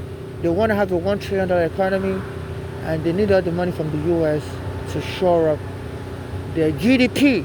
So I guess, I'm just a sacrifice to boost their GDP. So they want to be the first country in Africa to have a $1 trillion GDP. The Nigerian president used to go to school in Chicago, and they said that there was allegation it was under FBI watch for selling drugs while he was in college and stuff, allegedly. So it's very corrupt, Bola Tinubu. It's very corrupt. Allegedly, I don't really know much about it. This case, it's in the 1970s. So I guess, and it comes here to America a lot. I send videos to the Nigerian embassy, and they're not willing to help me. And I remind them of everything that when I was in Nigeria, the Nigerian police precinct chief, AG, said my mother should resettle him in America, that Nigerian culture doesn't allow the police to help me, and Nigerian law doesn't allow the police to help children that are being abused. I said Nigerian government will help me resettle. Because under international law, you can resettle crime victims in another country. Even I think America does it, crime witness protection program, where they can resettle you in another country as a crime witness. And they never fulfill their. The Nigerian government never fulfilled their promise. So I'm trying to sue them for human trafficking, luring me to come here to resettle in America. Not assisting me since I was a child for 25 years. And Ghana was trying to help me, he's been choked dead. So absolutely not should they be able to profit off my killing and to help boost the Nigerian economy to become a $1 trillion economy so they can surpass South Africa. They are currently number 2 now. South Africa has the biggest economy now. So I guess it's just an ego thing to surpass South Africa. So I'm just a pawn. And my mother's daughter, my mother said killed her, was poisoning her. I see she's also lodged in a hotel near the Corporation Council. Corporation Council is here under Church Street. So now that I'm recording, let me go record where she's lodged at. So I don't know why she's lodged here. I see her here a lot. She lives in Pennsylvania, and I used to call after she killed my mother, and she told me I can't help you, I don't have any money. But now she has a house in Pennsylvania. I always see her dressed with and the other day, she was wearing all blue, and she was pushing a baby stroller Bolali. So someone's giving her my itinerary, and then they just sprayed me with some chemical that's making me feel dizzy. Like in the past few years during COVID, she came here dressed like a superstar. She was pushing a baby stroller. I don't know if she has a baby or not. But before my mother died, she said she couldn't get married. She couldn't find a husband to marry her. But now she seems to be wealthy. My mother said she's into life insurance policy for it. So I guess she killed my mother and she got so much money. So she was pushing a baby stroller and she just ignored me. I was just begging for money and she just ignored me. I didn't, but it was her that Bolanle, and she was pushing this camera will pick her up. And so they're giving her my information, and my mother says she's very deadly. I should avoid her by any means. She killed my mother in 2015, poisoned her, and then came to New York after my mother fled. About being poisoned, my mother fled, got the going out, and came to the hospital. My mother didn't tell her what hospital she was in. My mother didn't know how that daughter was. So she may be a government asset. They said the government hires people to be assassins. She may be a federal informant. And my mother said she was in shock when that daughter showed up and told the hospital to lock my mother up. And that's how they killed my mother. Injected her. My mother had a terrorized look on her face. She was like, in her death. Like they injected her with an injection. So she has set up my mother for killing. And I always say in this neighborhood, she was pushing a baby stroller a couple of years ago during COVID. Eric might just become mayor. And since the time I go to that store, they either bring the police into the bathroom with me or set the fire alarm. They try to create a panic to kill me. And she's lodged into a hotel, across the street. Then I will see her sometimes going to that hotel. I think she wants me to see her on purpose. So I think they're just trying to get me killed, and the Nigerian government will make money. She will make money because I'm unmarried, I don't have a child, I'm gay, transsexual. So they say under the law, if you die like that, then your sibling will inherit the money. But absolutely not. If I'm killed, I don't have a will, but under my right of sepulchre, I can state publicly what I want to happen to me if I'm killed. So if I'm killed, only civil rights activists like me from anywhere in the world should administer my state, provided they haven't denied me help in the past, and get justice for me and my dead mother, and then donate the rest for those suffering xenophobia like me, and people being deported under Trump should be prioritized for charity help. And in case I'm running disabled, in case they choke me and I'm in coma, the civil activists should be hired as independent monitor. I shouldn't be removed to any other country because America has so much influence, and I'm afraid they could hire people to kill me in any country, and the police in those countries wouldn't speak out either. So I'm walking towards the Corporation Council, and so this Eric Adams hired a woman, a black American woman that graduated from University of Pittsburgh, University of Pennsylvania, the same university that my mother's daughters graduated from, Bolanle. So there's a quid pro quo going on. Why they're trying to hunt me down and kill me? This Eric Adams said once homeless people hunted down and arrested and framed. That's crazy. Trump said he supports the idea, and Trump saved Eric Adams from going to court for the criminal charges against him. So he was being bribed by Turkey, and most of the federal prosecutors resigned, So I'm just like a pawn in their chess game to use terrorism to get money. So, this is very serious. A lot of homeless are complaining. that they're being wrongfully targeted. They don't let them sleep either, and the police are arresting them, framing them as crazy. And I guess they're just using these other people as collateral damage, so that in case the police arrest me again and kill me, there wouldn't be nobody will be able to claim the single-handed and the targeted miss in particular. Say people under it's a military technique that sometimes if you're after one person, you kill other people, not just that person, or harm other people also. So nobody would know who you're really after, so you can beat any criminal charges in court. So this is the Corporation Counsel. They said there's Eric Adam hired a black American woman from University of Pennsylvania alumni to become the head, and she's been signing settlement agreements for a lot of people. So I contacted that woman, said, please, can you settle my case also? The police took my home, and also my mother was killed in Bellevue. They didn't do an autopsy, and they didn't let me bury her. You know, as a child, I have right to sepulchre to bury my mother, and we released that body to Bolanley. And she never contacted me back. I called her on the phone, emailed her, and they said this Eric Adam administration has been settling cases. Even they said some of his I believe, even his assistants, one of them said the child of his NYPD assistant was arrested wrongfully by the police, and I believe the child is going to file a lawsuit also. Maybe they settled the case already. So this kind of administration is settling case out of court. So this is the hotel my mother's daughter is lodging. Across the street from Corporation Counsel, under Church Street. This is under Church Street. I didn't have sign. Okay, this is Church Street. And one day I was walking by here, and some kids were taunting me. The higher little kids were taunting me. Say, you want sandwich? I was like, no. And they tried to hit me with a bicycle. Say, here, have a sandwich. Anytime I eat sandwich, I will have diarrhea. I'm not used to love burger. And I won't find a bathroom to use. So someone is supplying them with my surveillance information. Anytime I have diarrhea, whatever I ate, and they use that to tell me. And the kid almost hit me with his bicycle. Jumped like the sidewalk. I was speeding towards me, so I'm here, I'm trying to give you a sandwich. Late at night, I'm like, don't you just scare me, and taunt me, because I really can't eat like meat sandwich. It gives me diarrhea. So this is the hotel. It's called the Four Seasons. So people can subpoena this hotel for that Bolanley's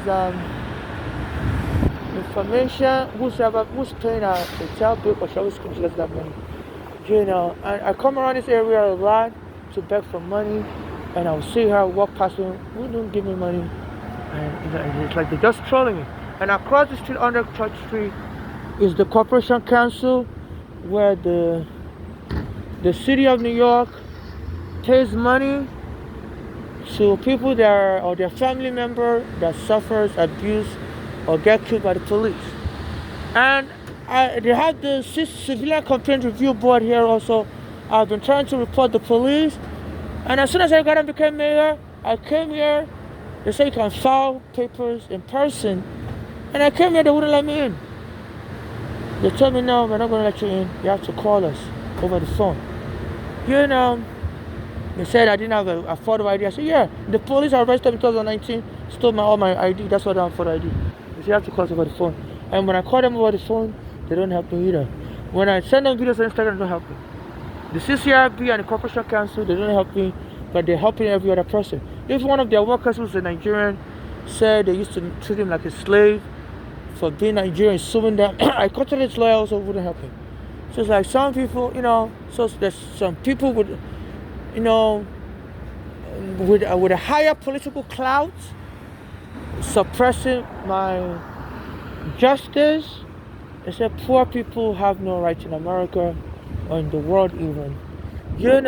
But the U.S. Constitution says all people are born equal. So this has to be investigated. What is going on has to be investigated. It's just a whole lot. So please, if you're watching my video, please donate to my Cash App, NYC Homeless. I'm still trying to get a lawyer, but I want to go to court regardless if I get a lawyer. And I want to find a place to rent so they don't keep experimenting on killing me and for their corruption. And, as a Nigerian transsexual, I'm a minority within a minority we have in America. And it's just a whole lot. Then my mother's another daughter, Funke. I contacted her also, told her everything I'm experiencing.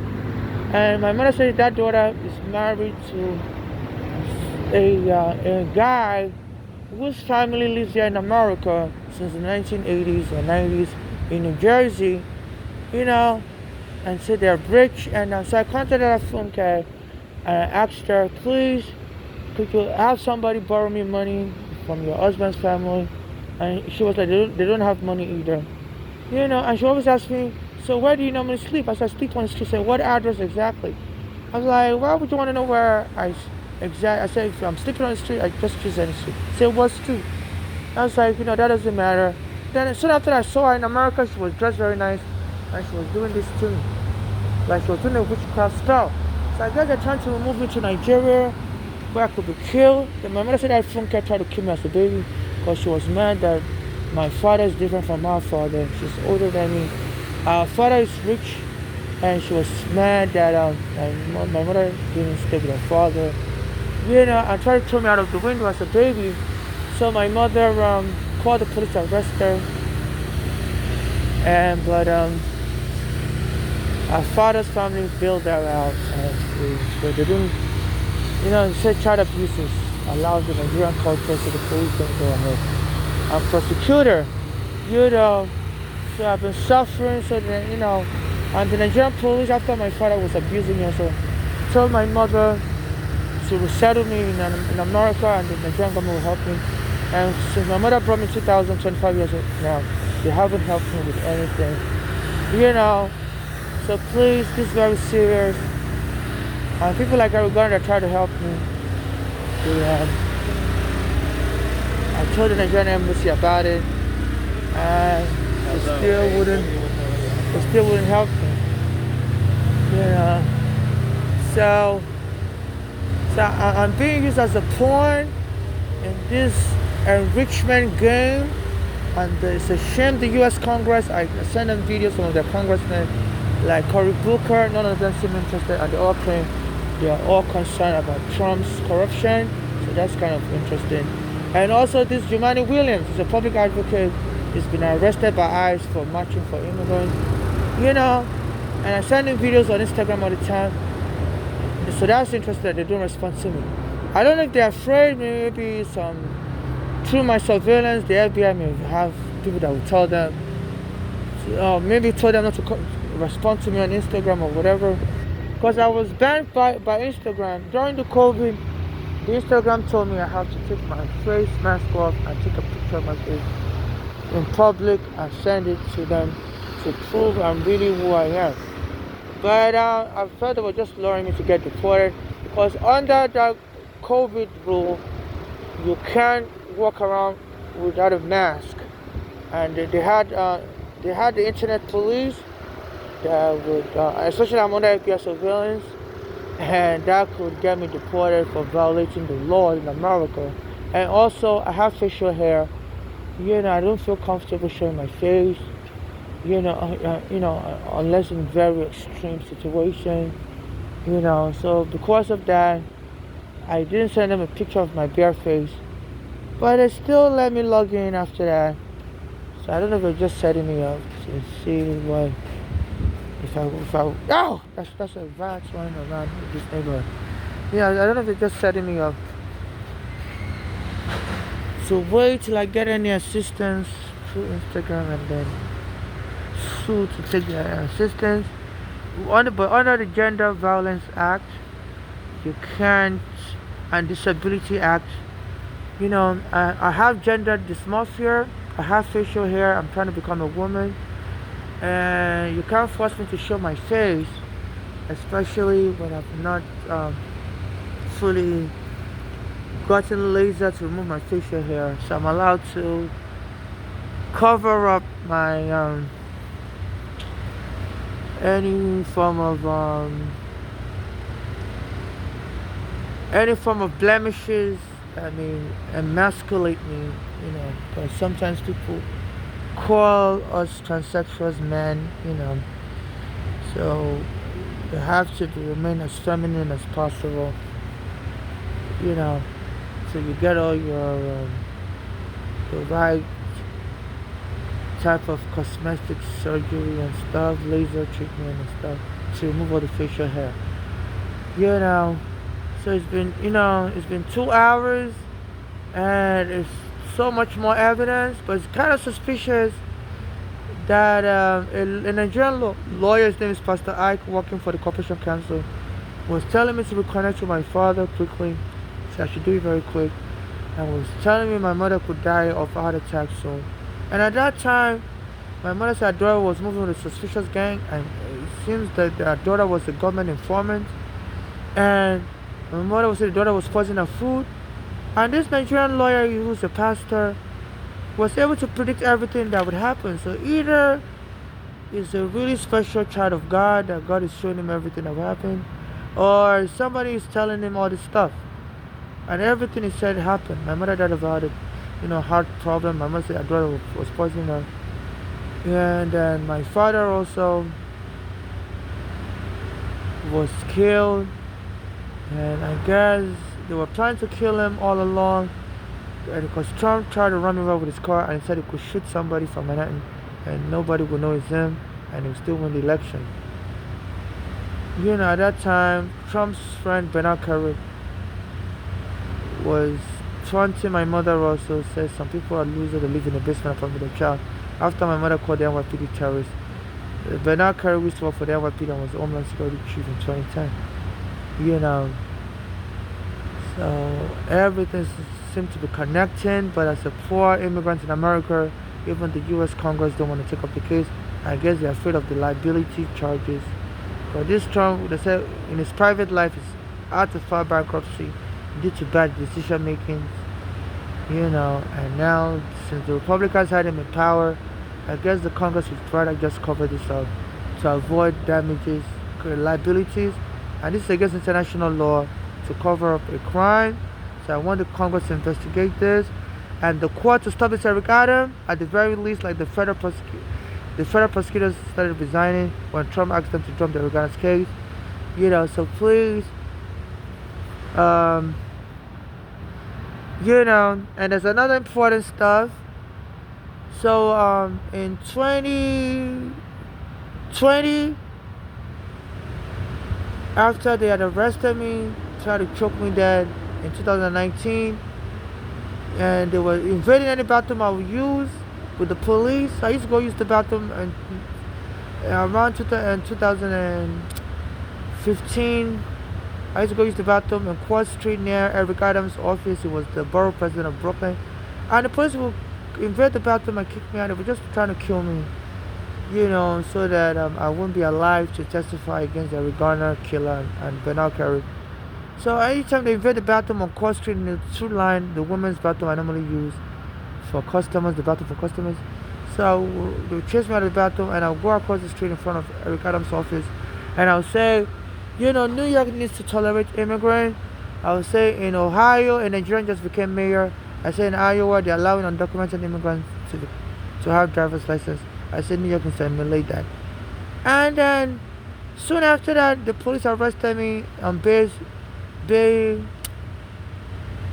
Avenue and 4th Avenue and framed me up as crazy, stole my green card and stuff in 2019. And I believe since they refused to file charges against the Garner killer, the Trump administration claimed that everybody forgot to file it. I guess the whole United States Justice Department fell asleep on that day, July 17, 2019, and didn't file the case. I woke up the next day, slept the whole day, didn't remember to file the case. And people were protesting that that's bull. They don't believe it.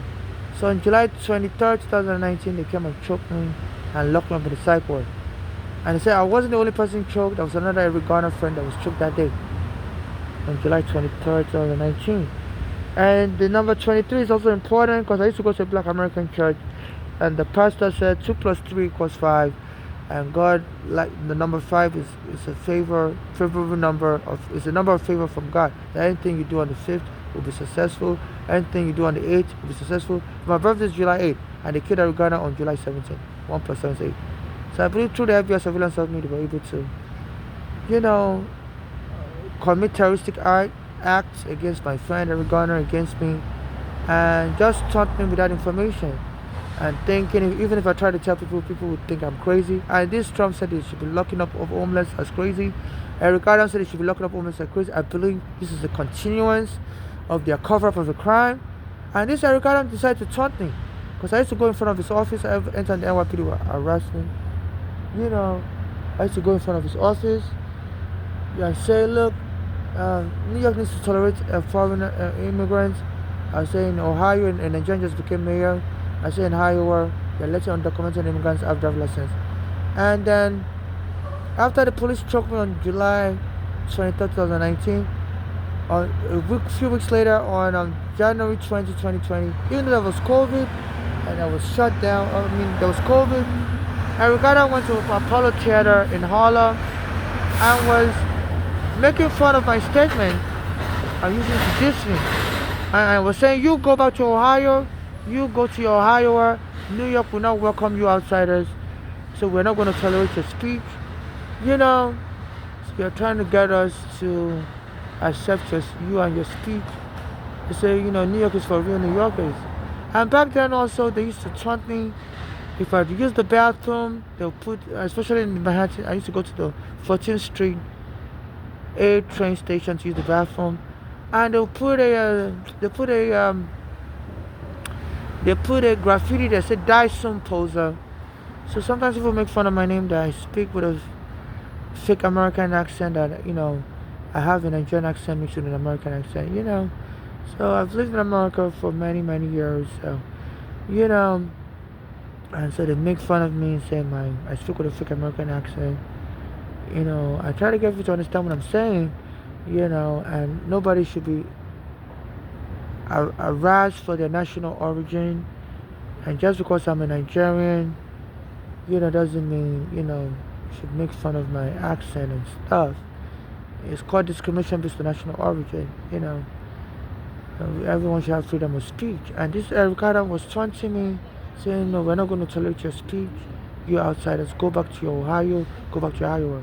So I used to say that near his office anytime the police would arrest me in the bathroom. Say New York needs to copy Ohio, where the Nigerian just became mayor, and Iowa, where they're allowing undocumented immigrants to have driver's license. And since they've stolen my green card, under this, you know, they stole my green card when they arrested me in 2019. And I applied for food stamp because the Biden administration made it easy to get a food stamp last year, even though you don't have ID. You know, so I went and applied for food stamp and approved it. And they took my picture. They told me to take my mask off and took my picture. And then they told me they're going to mail me my photo ID, food stamp ID in the mail. And when I got the food stamp, they didn't have my picture in it. So I took it to their office. I look, you forgot to add my picture. They said as soon as I applied for the food stamp, they got an order that they should not put my picture in the food stamp card. So this Eric Garner has been assisting this Trump to make sure I'm killed on the street and I don't get justice. So without a photo ID,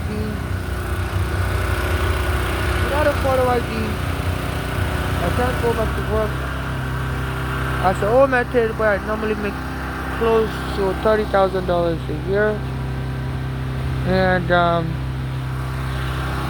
I just dropped my second phone. You know, so they want me to die on the street. I'm framed up as crazy, and on the street they hire thugs, Black American thugs, to jump me in a fight. So I guess they want to dirty up my character, make me look like I'm a crazy, homeless Nigerian, and I got killed. They say a lot of Black Americans used to get killed, get lynched. People exaggerate Even there was a black American boy that was killed at 12 years old. He went from Chicago to Mississippi, and this white woman had a mob lynch him, said he was heckling at her, making sexual advances. And about 2 years ago or so, this woman, after the boy had been killed for many decades now, this woman told the truth in a nursing home that he didn't make no sexual advances at her. She made up a lie to get him lynched. And she exaggerated his action, but the prosecutor said they can't prosecute her because she's too old. So this Erica Adams is trying to dirty up my image, so they always spray me with water and scare me away. It's been spraying that water since 9 p.m.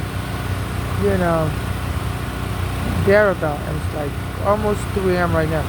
I don't know how you spray water for like all these hours. So this Erica Adams is trying to dirty up my image by leaving me on the street, making sure I don't have a photo ID. Because the U.S. immigration requires you to have a photo ID. I would have gone to the immigration office to get my green card reissued, but without a photo ID, they wouldn't even let me in. So on the full stamp card would have been a photo ID to even get a state ID. Because if you have a full stamp card with your picture in it, then that's acceptable to get a state ID. So this Eric Adams under Section 1986 is making sure, since last year or longer, it's making sure that depriving me of my civil rights. So broken federal court, you have to intervene. And now that he's about to go out of office, because he said a Ugandan-born Indian American Mandami will win the mayoral election predictably. So this Eric Adams and Trump, they're trying to get me killed because they don't want me to testify against them and be alive. And they say even Trump is considering sending him to Saudi Arabia as an ambassador, so that he will have diplomatic immunity as a U.S. ambassador and can't be prosecuted.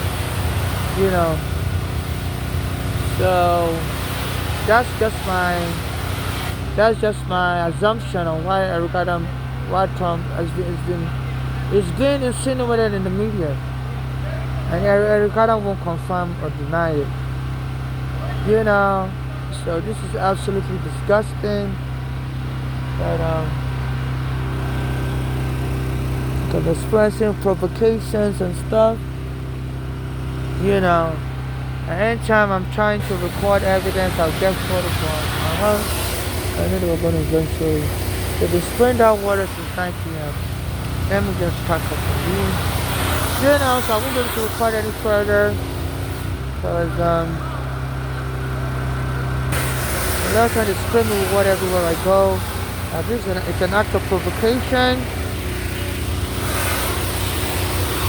So I could get there was a homeless there was an African. His co-workers ran him over with a sanitation truck, and then they denied it was their co-worker and left his body to rot on the street. And his family was able to prove it with their co-worker, and they intentionally killed him. And his co-worker framed him as a crazy person that was always stalking them while they're driving the sanitation truck. All kinds of provocation experience. I say it's hard for Africans to get justice. When Diallo was killed with 40 bullets,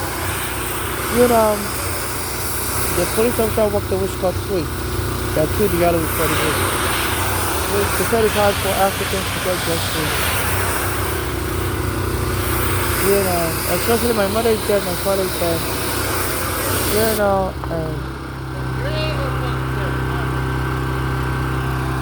Can you let me leave, please?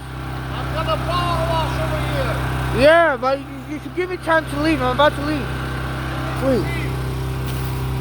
I saw you like last night also. You were doing that. Didn't you do it already at 9 p.m. last night? I know. You're doing it again?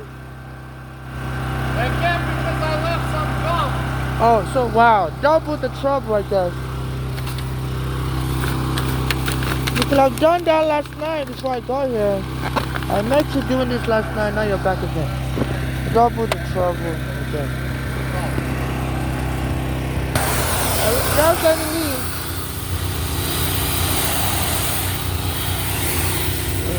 very hard for me to walk or talk with my phone. You know.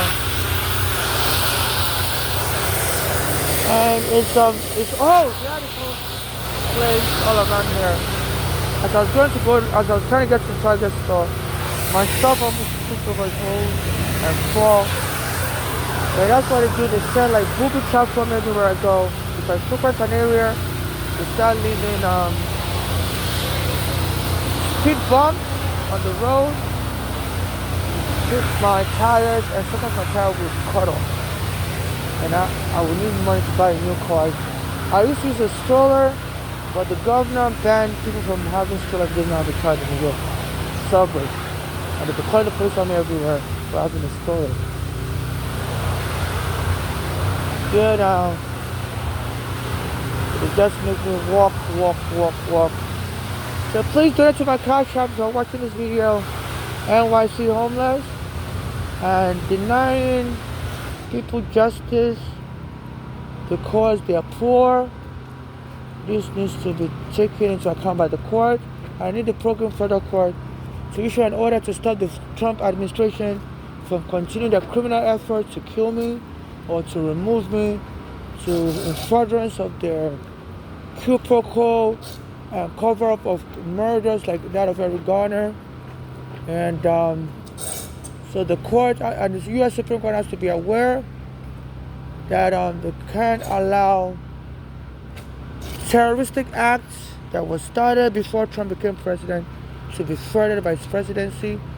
And you know, a lot of this deportation will be cover-ups to just create a hostile environment so that immigrant witnesses like me wouldn't be taken serious by the court. You know, and America has always been the world's biggest democracy, and with in this social media and television age, this is an absolute shame that, you know, everybody has cameras recording everything, and this would do so much damage if this Trump is allowed to cover up all this crime and turn the U.S. courts to kangaroo courts. They said in South Africa, the apartheid court supported apartheid. So the courts needs to wake up and not be pawned by this Trump administration to help cover up crimes. Him and his cronies started since like 2010, 2011. Him and Bernard Kerik, his best friend that died this year. You know, and all my stuff is tearing to pieces. And, you know, I need to fix it up. You know, I wanted to put everything in this big bag, but they hurried enough to leave. So this is what is going on. So please donate to my cash app, NYC Homeless. You can save a life. Like the Bible said, there's no glory in death. And also, I'm not into any religious cult. Nobody has the right to, you know, control. Nobody has the right to take over my state. Except, like I've stated, that only people, civil activists that haven't denied me up in the past, should administer my state in case I'm killed and get justice for me and my late mother. And also, I don't have any child. I'm not a surrogate for anybody. They say inheritance scam is rife or is expanding in New York City. And it says some of the ways people can try to get equity in your estate if they kill you is to claim you adopted the child, or to claim you adopted the child, or that and entitled, or that you're surrogate for them, and try to access your sperm. Absolutely not. I don't have any agreement with anybody to create a child for me or to create a child for anybody. I've not adopted anybody's child. I don't intend to adopt anybody's child. And I'm a homeless foreigner. I'm unmarried, without a child. You know, and you know, so any efforts to kill me and try to siphon of the money to any child or to any cults. I'm not a member of any sexual cult. Sometimes people try to act very sexual towards me. I don't know whether it's ever, but there was a case, the Sarah Lawrence college case, whereby a white guy was sexually abusing people, and he claimed those people wanted it, they were paying him money to have sexually abused them. But they still convicted him because those people were, the victims were alive and testified in court. That yeah, they did pay money to join his cult because he was manipulating them. So I'm not part of any cult, no cult, or whether religious or sex or whatever, has the right to administer my estate. Like I stated, if I die, only civil activists should administer my estate and get justice for me and my late mother, and give the rest out to charity to those suffering xenophobia like me and my late mother. And those being deported by Trump should be prioritized. If I'm disabled, I should be left here in America. My father has families all over the world. My mother has families all over the world. But my mother told me her family members wouldn't help her or me when she contacted them. So I don't trust any of my father or my mother's family. My father was also abusive to me, so I don't trust his family either. And there seem to be gang members also trying to narcotic gang. My mother said drugs may be part of a narcotic gang, and sometimes the FBI hires some of this gang to work as government agent and plea deal agreements or whatever is going on, So, and they love this gang may be internationally connected. There are people that come here from Nigeria also to taunt me and stuff. Like my mother's daughter, she came to my house and around this neighborhood and was doing like this to me, like go back, like was putting a curse on me. I'm a transsexual. I'm not going to be safe in Nigeria. Especially my mother said, daughter, phone care is very dangerous also. She's moving with a bag and I tried to kill me as a baby in Nigeria because my father was different from hers. So this was going on.